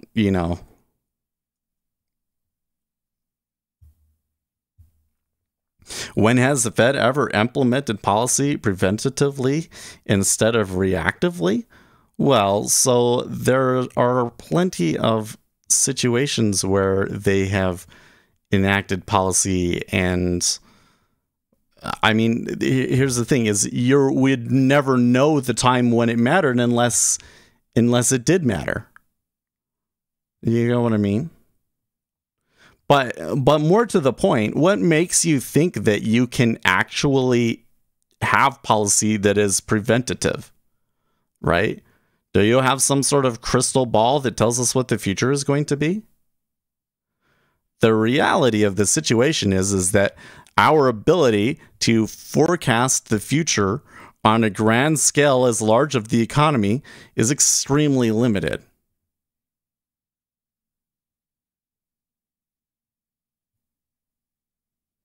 There people are asking them to want them to do something that wouldn't. That's just going back to where I was saying that, like, you know, okay, if Jamie Dimon was the president of the Federal Reserve, would he be able to, you know, make a more proactive measure and change things? I don't think it would. Don't think it would. But like the bigger thing here is that even if they're reacting to things, that's better than not having a Federal Reserve. But I don't even think that it's like being reactive or proactive or anything like that. It's just there have been a couple of instances where the market seems to be able to determine what is going to happen and the Federal Reserve doesn't, or is able to determine what should happen, what their right policy is, and the market doesn't. And the market like calls them out on the policy error almost immediately, right? Like what happened in 2018. That was the market called them out on a policy error almost immediately.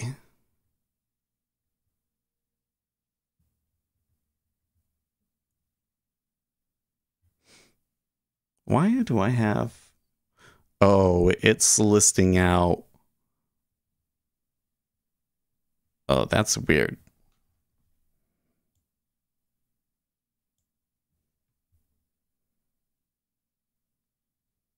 Hold on. Why is it showing me that?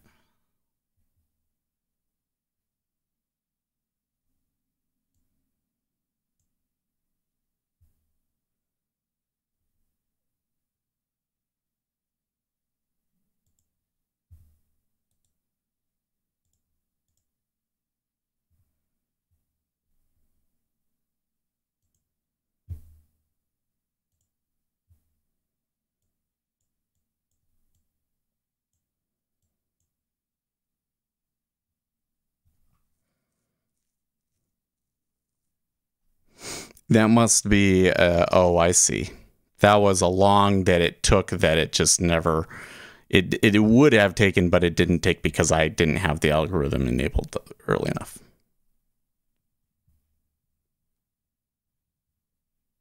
Is central planning not? But how can you say that it has failed? This is so ridiculous. Like, you're making this really huge proclamation that central banking has failed, and then it's like, okay, well, let's, you know, what do you qualify as success or failure, right? The argument that you're making is because the Federal Reserve a couple of times have made a policy mistake that central banking doesn't work and we should completely get rid of it, which is absolutely ridiculous. That's like saying, hey, Michael Jordan, that one time in the finals, he missed the free throw. That means that Michael Jordan is a failed basketball player and we should take him off the team. Are you effing kidding me? Yeah. Because the only reason that you were in the playoffs to begin with was because you had Michael Jordan. And it's the same thing with the Federal Reserve, my friend. Listen, the United States would not have the stability, the prestige, the prominence of the dollar in the world if it was not for the Federal Reserve. And there is a considerable amount of evidence. You look at the time period between the Great Depression and today and what the Federal Reserve has done. And yes, there's a long history and there's a lot of mistakes along the way, but there are also a lot of places where you can see that the Federal Reserve System worked and maintained the financial system very, very effectively. Now, could there be a better way of doing it? Perhaps, but it's absolutely ridiculous to say that because they made a small policy mistake in 2018 that resulted in the market going down for 3 months, that the Federal Reserve has failed. It's absolutely ridiculous. In fact, to get more to the point, you should realize that the default mode of the economy and of man is not this prosperous time period in the 90s that y'all remember, okay? Like, everybody seems to think it should always be like the 90s, and if it's not like the 90s, then we're doing something wrong. But the reality of the situation is that things were really, really good in the 90s, and they've never been that good in all of human history, right? They've never been, and you shouldn't expect it to always be quite that good. There are always going to be an economic cycle where we're going to come down a little bit. And the whole thing is like, how bad are those economic cycles? And the reality is, not that bad. So far, not that bad. I get there's this argument that in the future, something really, really bad could happen. Possible. At the moment, I don't really see where it comes to it that would happen, but this is a possibility. And are there things that they need to understand about the monetary system, questions that we still need to answer so that we can make better decisions? Yes. Okay. But that doesn't mean that if you just got rid of the Federal Reserve that they would somehow magically be able to make those decisions now. It's ridiculous. It's absolutely ridiculous.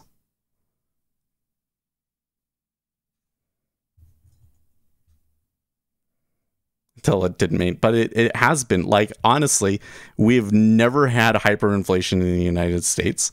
We've never had like really crazy disinflation. Like you realize that when we have a problem in the United States, like what we get in 2008, in the end was like trivial compared to past financial history, right? In any other situation, the crisis of 2008 would have led to the United States completely collapsing and like forming a new government. Like, that's what normally would have happened. Right. And the Federal Reserve stepped in and made their policy and saved things, and it was quite effective. It's unfortunate that they didn't see it sooner and that they didn't do something sooner. But like, here again, it's like, yeah, they're going to make mistakes, but it's so much better than if they just weren't there at all. The signs are there. Well, I don't know. Like people like to get really overly excited about things when there's not really any reason to believe that the thing they're worried about is really actually going to happen. You know, like a really good example is this reverse repo issue, right? So they had there's a lot of money using the reverse repo. They increased the administered rate.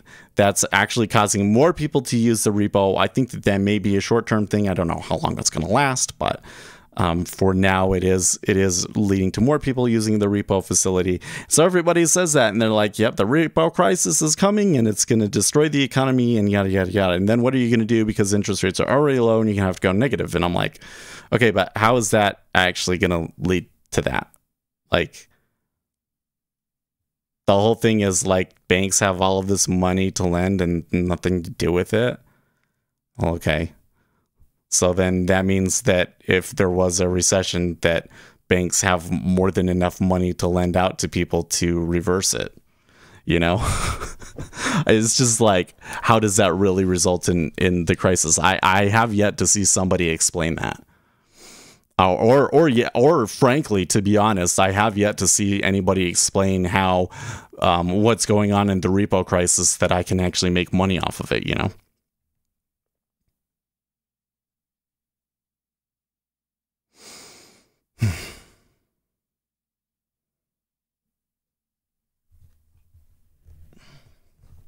So now you're using logical fallacies. The history has shown that every floating rate system goes the way of Germany, Rome, Zimbabwe. Just because it's happened in the past doesn't mean past performance is not indicative of future results. So there's your first problem right there. Venezuela failed because it was socialism. So Ooh, my, they went and broke those lows pretty convincingly there in the 10-year, didn't they? They gonna, well, yeah, that was where they were before. So we're gonna watch this right here. If they're gonna go off at 25, then there could be something. Oh, okay, so let's buy that one.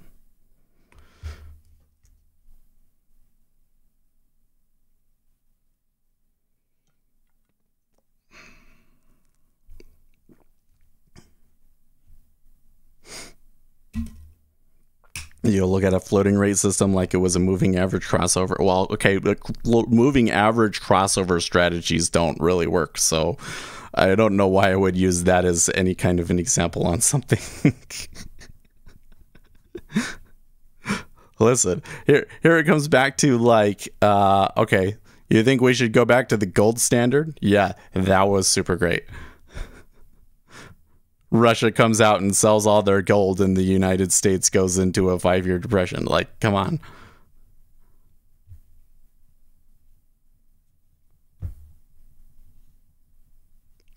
That worked at one point. Yeah, but you're making a prediction about something that's going to happen that you have no evidence to show that it's going to. Right.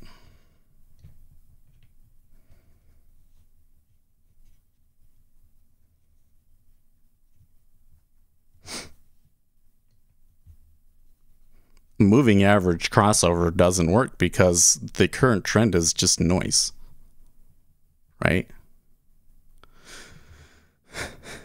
You go and you trade something that's noise, then it's not going to work. The Federal Reserve, what the Federal Reserve does is not based on noise, right?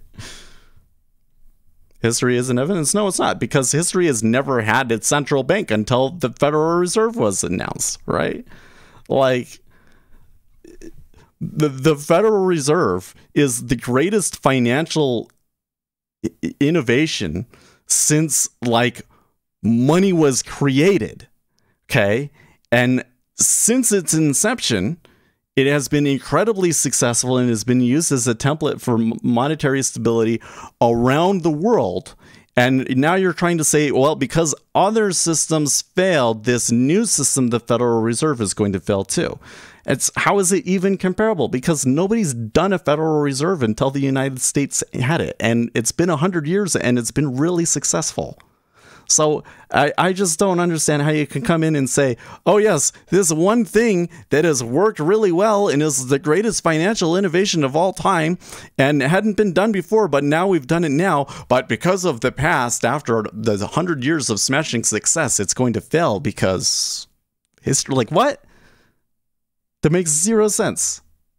You're making a comparison that's not valid because those past monetary systems you talk about weren't Federal Reserves.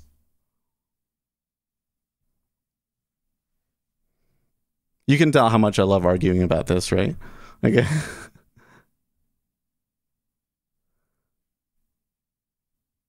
That was also central, but it was very different from a Federal Reserve where a central bank managed a lower bound interest rate, okay, and offered bonds. I mean, did they have bonds in Rome? I don't. The history, let's look this could be an interesting history of bonds. The first known bond in history dates circa 2400 BC. A history of bond investing. The first ever government bond was issued by the Bank of England in 1693. Okay, so there's your first thing.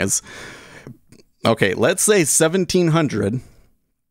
Probably any kind of financial history before 1700 is probably not going to be very applicable to banking today, right? And certainly not to central banking because governments weren't issuing bonds before that.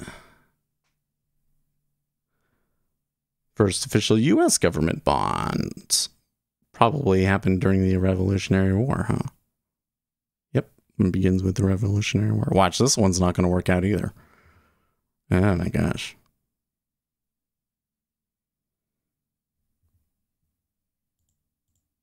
Oh, by the way, this kind of, oh yeah, we definitely gotta fix that.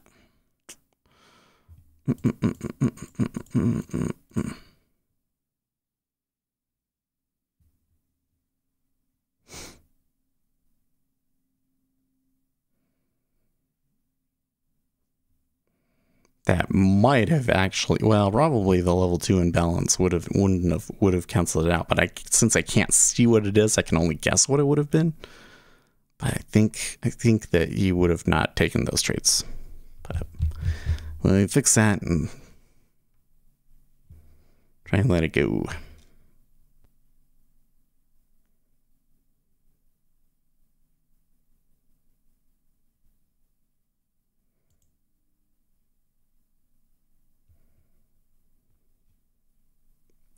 You know, you never get to argue those views out because they're not very... I mean, like, the thing is the stuff that I'm saying, like, I don't really make this stuff up. I wish I was that smart, but, you know, I'm just going through the financial history of it, right? I'm just going through the argument that the central bank makes for themselves. But drought conditions are the most severe that scientists have ever seen. It may soon be the permanent state of being for the American West. Yeah, I wouldn't be surprised. I think that water rights are going to become a significant issue in the future.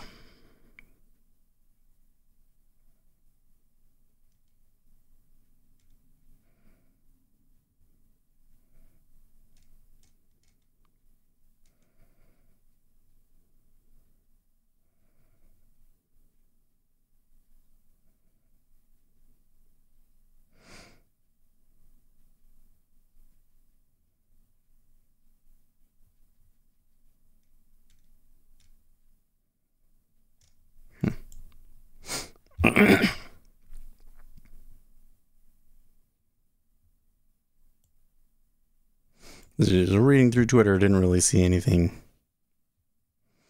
Britney Spears apologizes to fans after testimony. Oh my gosh. Do any of you understand this thing with the conservatorship and Britney Spears?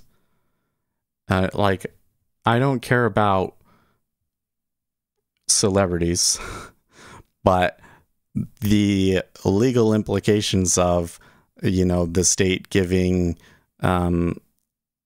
responsibility over somebody's estate to somebody, and then that person whose estate it is complaining about it is really interesting to me. And everybody just, the thing that I think is so weird about this is that everybody is just kind of believing Britney at face value. They're like, ah, yes, she's being abused by these people, and listen to her heartfelt testimony and everything. And I'm like, well, for somebody that was deemed not competent enough to deal with these things on her own, so much so that a court was able to step in, what makes us think that she is now in control enough that she should be making any kind of a decision, or that any of the decisions that have made were really actually abusive, right? But everybody just kind of believes her. You know, maybe she's right. Maybe she's not, like, I don't know. Like, this is why, like, it's so confusing to me. Is like, she comes out and she says this, and people, and like, nobody questions it. Like, what? I took my daughter and her friends to see Britney Spears in concert. She was marvelous. To those screaming tweens, 4K tweens, 1K mom, and 25 male hairdressers, and everyone was screaming. I mean, well, when you think about Britney Spears, it's like an interesting thing. And really, this happens with a lot of celebrities. Is like, so let's talk about the streaming drama, because this is probably an even better example and more applicable to me, right?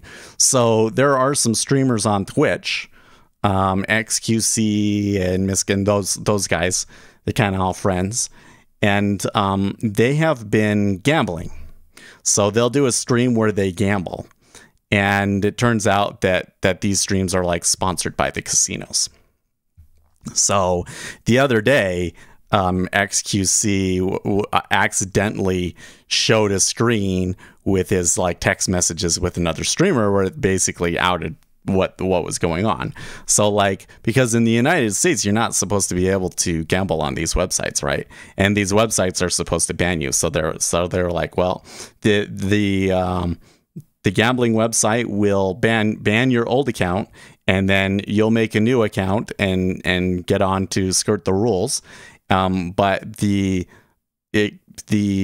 gambling website was sponsoring him to do it, was giving him the money to do it. So they were like banning him, and then behind the scenes saying like, okay, skirt our laws, here's how you have to do it and everything else like that. And then saying, well, you should move to Canada because in Canada you can trade on online gambling websites and it's not illegal like it is in most US states.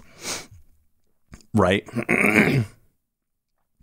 That's an old con. Look up the CSGO gambling Sams. Yeah, it totally is. So like, here's the thing. XQC is like one of the most popular streamers on Twitch. Like, that guy's got to be making several $1 million a year.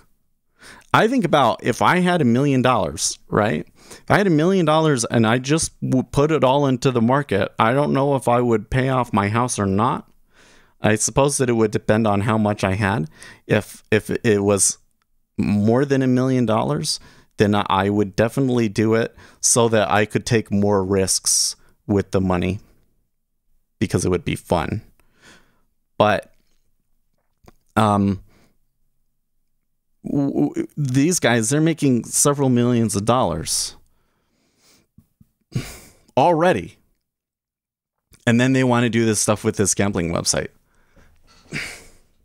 Like, what's going on? Right?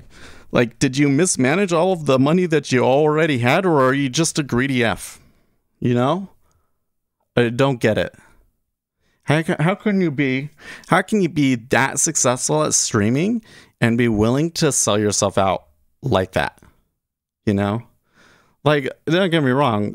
Obviously, businesses will come along and will make proposals to you, and there'll be questions about, you know, whether you want to do it or not, right? And like, my take on it is I want to be as friendly with vendors as I can, especially if they're vendors that are like directly related to our field, right? So like, if it's a broker, it's a platform, 100% want to work with them. And even some of these combines, you know, I'm willing to, I don't want to be like actively promoting them every stream sort of a thing. But, you know, for instance, the Earn to Trade guys came to me and want to do a video together, then sure, let's do it. As long as I'm, you know, allowed to say what I want to say, right? But I would never, like, if a gambling website came and said, hey, Seth, we'll pay you, you know, $1 million if you go and gamble that $1 million on stream, I'd say take a hike. Even if they came to me today and told me to do that, I wouldn't do it, because there's no way that I would stream gambling to be, you know, especially if my audience was kids. Right? And it's like, again, they've made so much money, so why would they want to do that to begin with? Especially with like all of the risks involved in it, like you're doing something that you're not legally allowed to do in your state, and you're skirting the rules and everything. And surely Twitch at some point is going to come along and say, yeah, you can't do that, right? Like, why would you do that unless you really needed the money or something, you know? So going back to Britney Spears, you know, she was the most popular singer in the world. It was crazy how much money she was making. And yeah, they really mismanaged it. They really mismanaged it. And she's lucky that she still has, you know, stuff to live on now. But this happens with celebrities and people a lot. You'd think that getting a ton of money would be great and it would solve everything, but very often it doesn't. It just makes things more complicated. For me, I feel like I become so comfortable that probably if I were to have a windfall, I would keep things mostly the same. And I certainly wouldn't want to pick up new large monthly expenses either way. But I would like to take risks with it if I had I feel like that if I had, lifestyle creep, exactly.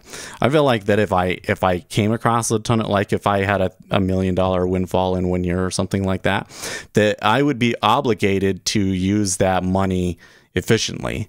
That I would be obligated to invest that back into the economy and be as responsible as I could into putting it into companies that both will grow and need it and will do something good with it. Like that's what, to me, investing is about. Everybody talks about Jeff Bezos. He makes too much. Like, Jeff Bezos does make too much money. And the reason I say that is because from everything that I'm seeing in the way that he runs his business, he's a complete jerk. Okay.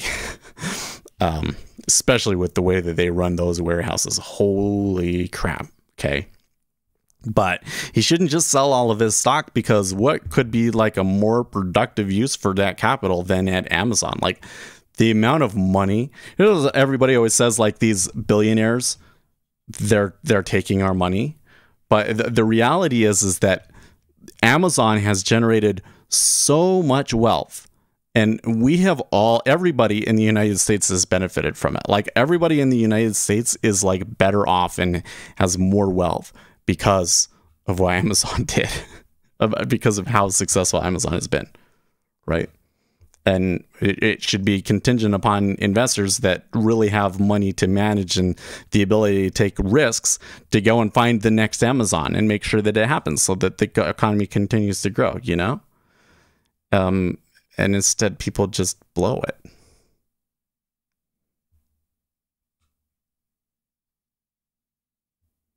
Yeah.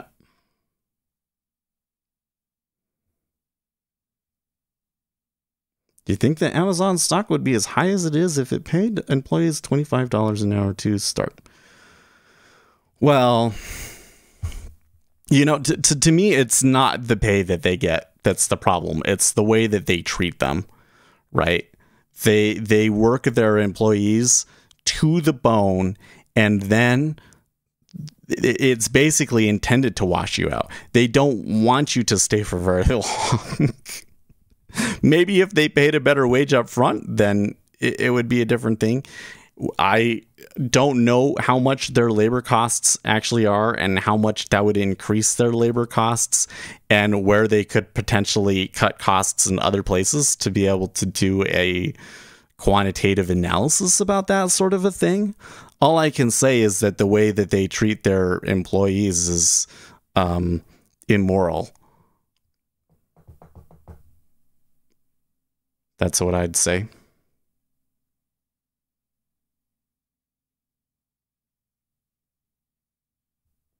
If we look at what Amazon paid in taxes wrong, well, I don't think that it's wrong to use the tax system to the greatest extent possible to your advantage. Okay. If it's sure they should be paying more in taxes, but they should change the law so that they pay more in taxes.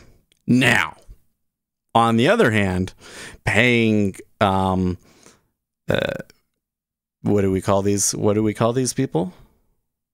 Lobbyists, paying millions and millions of dollars a year in lobbyists to prevent them from ever making a change to that tax law. Now, that is something that is bad. For sure, right? You have an unfair advantage. You're getting away with something that shouldn't be happening, and then you turn around and you use your power to keep it in place. That's wrong.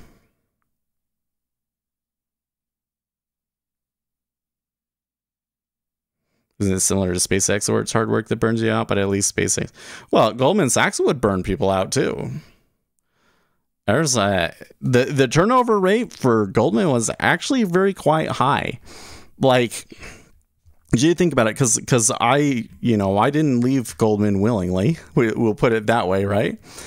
They had layoffs all the time, so a lot of people would get laid off. Okay, and with the way that my department was going and with the specific role that I was in, it was kind of inevitable that it was going to happen really anyways. Like at the time, I thought of it as like a really big failing on my part.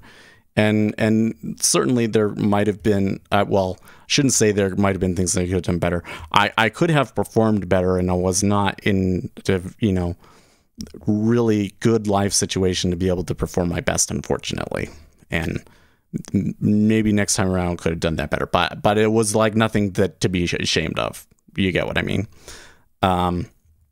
But I wanted to stay working there, but I outlasted like 90% of my class. Like the people that started with me in 2010, by the time I had left in 6 years later, I was there for 6 years. Okay. It was like 95% of them had moved on in technology. Isn't that crazy? And then, yes, it's a really good resume. Then you can turn around and you can get hired just about anywhere you want. So, I mean, the issue is what's fair. Fair isn't something that really exists, guys. Like, like we can come in and we can come to an agreement about what is fair and what is not, but the universe didn't create this idea, right? I do think that good and bad are fundamental things to the universe, but I don't think that fair is. Fair is just an agreement amongst a group of people about with the way that things should be. So, is it fair that they pay them a certain wage and whatnot? Like, who am I to say that? Who am I to say what Amazon should be able to pay its workers? They should offer their workers a wage, and then if people aren't willing to work for that wage, they can go elsewhere. And with the way that things are going, probably Amazon is going to have to change it at some point, because I don't see why anybody would work for them anymore. Right? So hopefully the market comes in, and should we do some things so that labor has more power in that relationship to be able to say, no, we're not, that's not a fair price, we're not going to work for that? Yeah, I would be all for it, as long as that doesn't lead to labor creating its own conflicts of interest like they did before the Reagan era.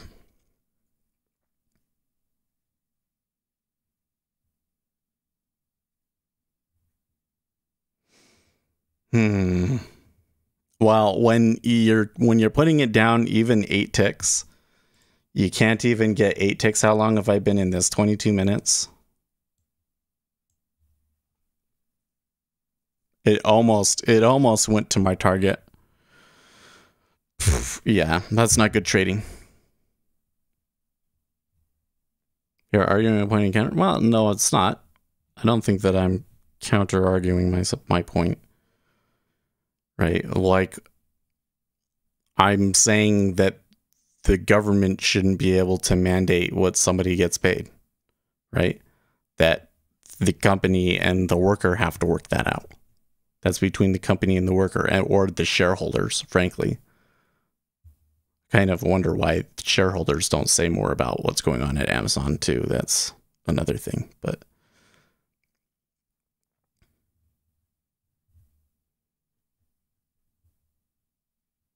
making it so that the worker can make that negotiation more easily. That's not the same thing as trying to say that we know what they should get paid and what's fair and what's not, and we should mandate it. That's a different thing, right?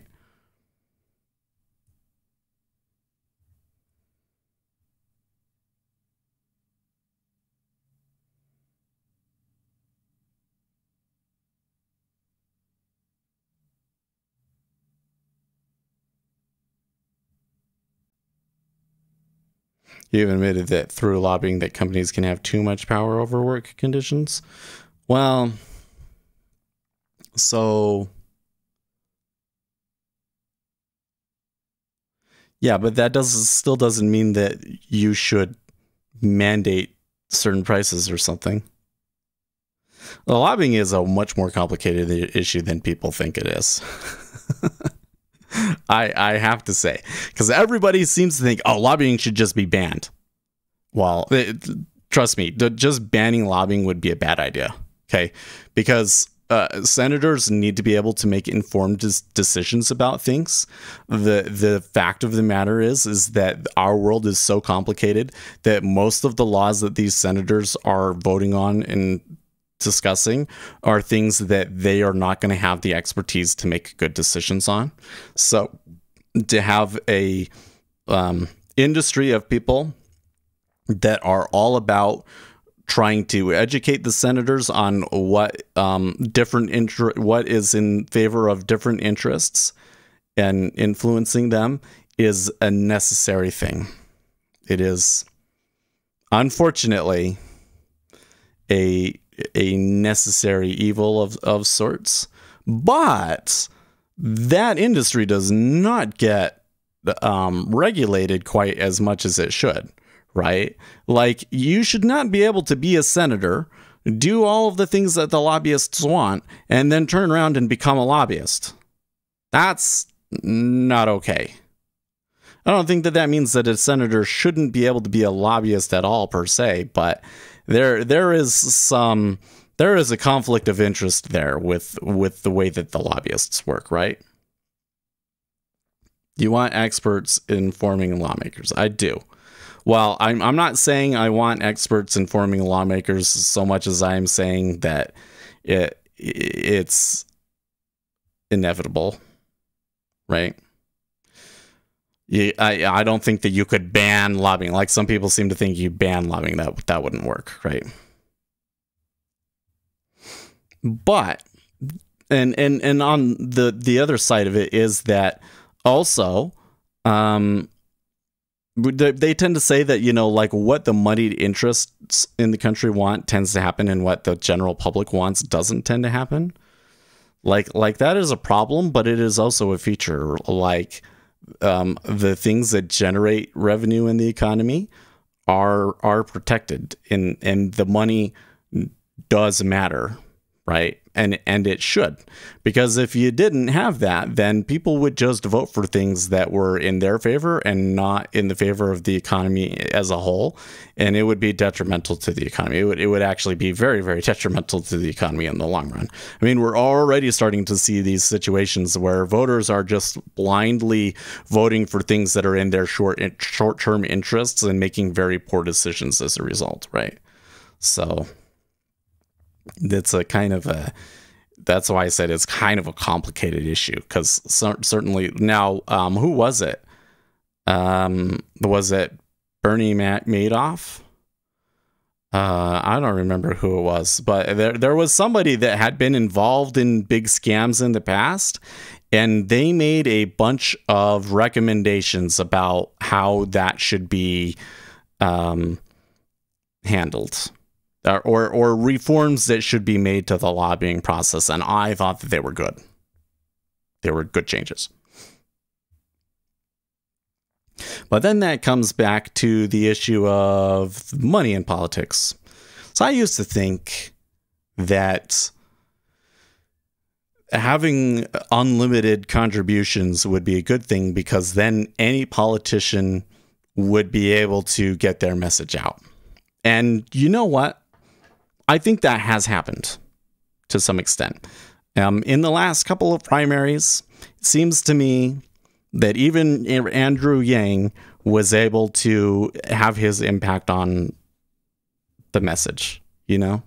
So in that respect, the change that has happened over the past 10, 15 years to campaign finance, I guess you could say, with Obama just saying, I'm not going to use the state funds and I'm just going to spend as much as I want. I think that to some extent, that's been a benefit. Okay.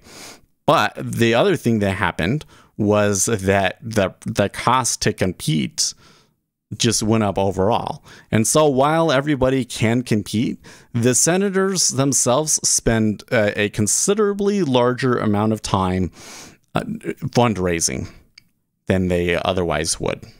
And that's very, very bad, right? And that has led to the majority of their time and the majority of their interests going towards favoring lobbyists and donors than it has been really studying out issues and understanding what people want, right?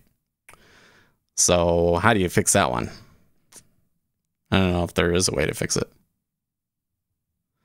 There's some people want it to just, you know, all candidates are funded by the government, but there's issues with that too, man.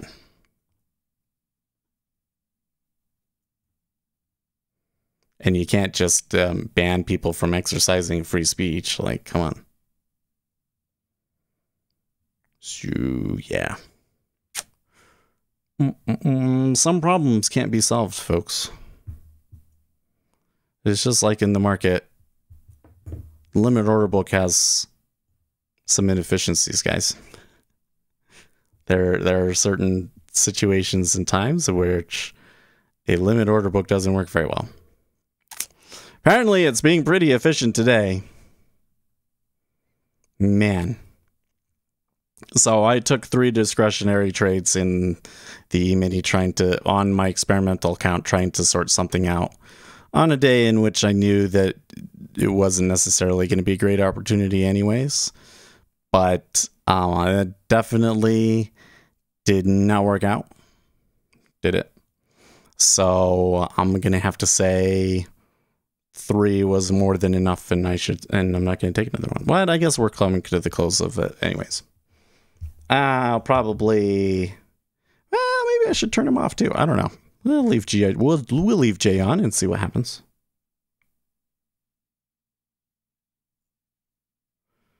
How long does it take for a limit to get absorbed? 40 minutes. The way your comment was phrased, I'm not exactly sure what you're asking, but just based off of what I'm talking about, 40 minutes tends to be minimum amount that you would want for a recovery. But anyways, there are limitations with the limit order book, right? So does that mean that we shouldn't use a limit order book anymore? Well, you can certainly make some improvements to the system and everything, but I think that a limit order book works pretty darn well. I think a limit order book works pretty darn well. You would have to have a really amazing system that's really effective to convince me that we should switch over from the limit order book, you know? Some problems can't be solved.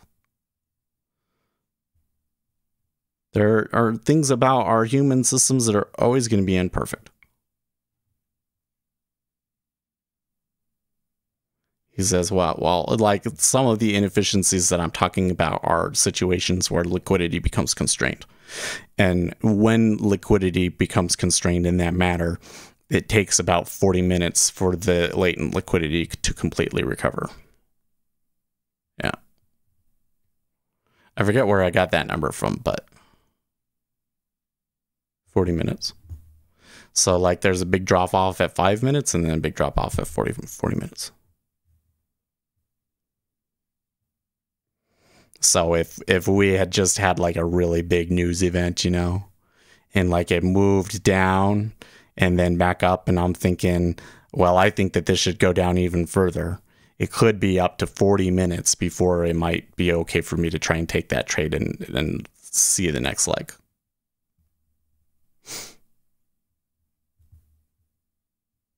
I know it's surprising that I have like that specific of a number, huh? But I need to go back and look through my books and remember where I found that from. Probably shouldn't be sharing it with you, actually. But how useful actually is that? Like, how do you actually use it? I don't know. In the situation in which the limit order book becomes constrained, really the more retail traders that we have trying to take advantage of that inefficiency, the better, really, right? And I could definitely, there could definitely be competition, but in a situation like that, I'm very, very confident in my ability to do it better than other retail traders. So I guess I'm not really too shy about sharing that one. Has your wife ever traded with you? She's never sat down for a whole stream, and I don't think she ever will.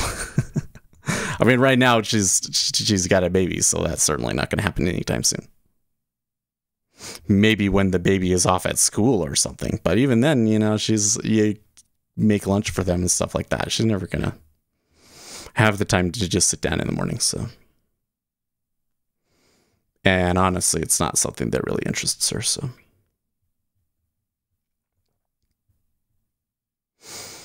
man, this room, you see, and I'm starting to sweat a little bit. This room is just still hot. Fed's Kashkari, the housing market is thriving thanks in part to the Fed's easy policy. Yay, congratulations for them.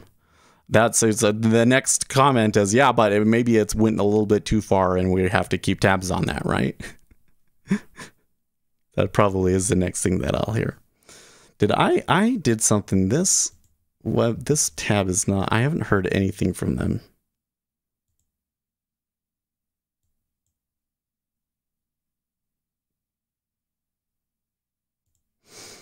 And I think that I might have done some, oh no, it gave me no, I guess there hasn't been one important enough for them to say anything. Well, there's a more significant decline. Remember when I was saying, like, if they went another one, like at 02? But it didn't really give me a slip that I really could have used. So it probably was best that I didn't try and take that in the 10-year. Why don't you take off one of your... No, that won't make a difference. It's that the computer here is generating heat and the air conditioner isn't turning on to compensate it. You know what I need to get? I need to get, what are these called? It's like a rack with cooling. Rack with computer rack with exhaust. There's something like that. Yeah.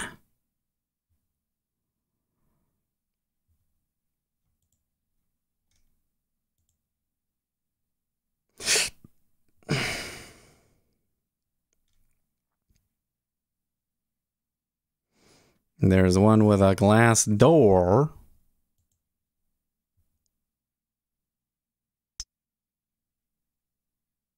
(9U) wall mount network server, 19-inch IT cabinet rack enclosure glass door.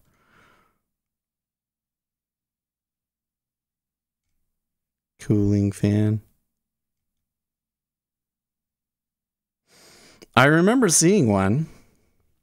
Server rack crypto cooling. There was basically it was like an enclosure like that with glass, but the back of it had an exhaust fan that you could just send to the outside. And so then the air would go out. And yeah.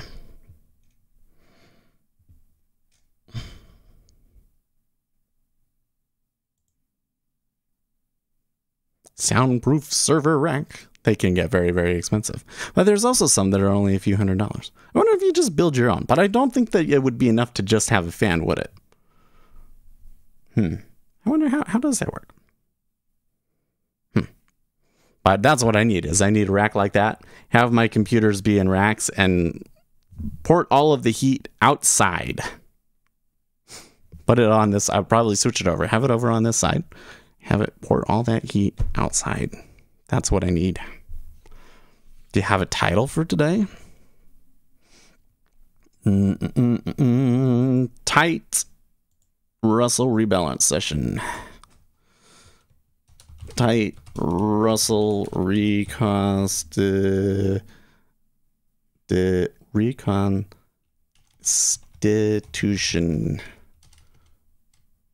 Well, let's just call it rebalance day.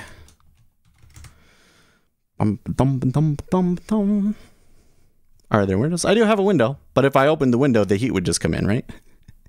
That's the other issue, is it's kind of hot outside. I don't think that they did the insulation in this house as well as they should have. So, like, if I'm up in my bedroom and I lean up against the wall is warm to the touch. Like, the heat from outside seems to be coming through the wall, through the wall.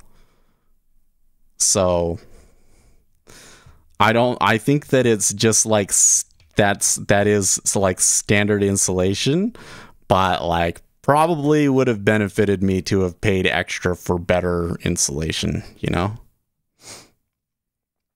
So with where I am, that's outside wall, that's an outside wall. And so there's probably a little bit of pressure from the heat outside too. And then I close the door, right? So that the air just isn't coming in. Man, and they take it there at 132 as well. How far can this go?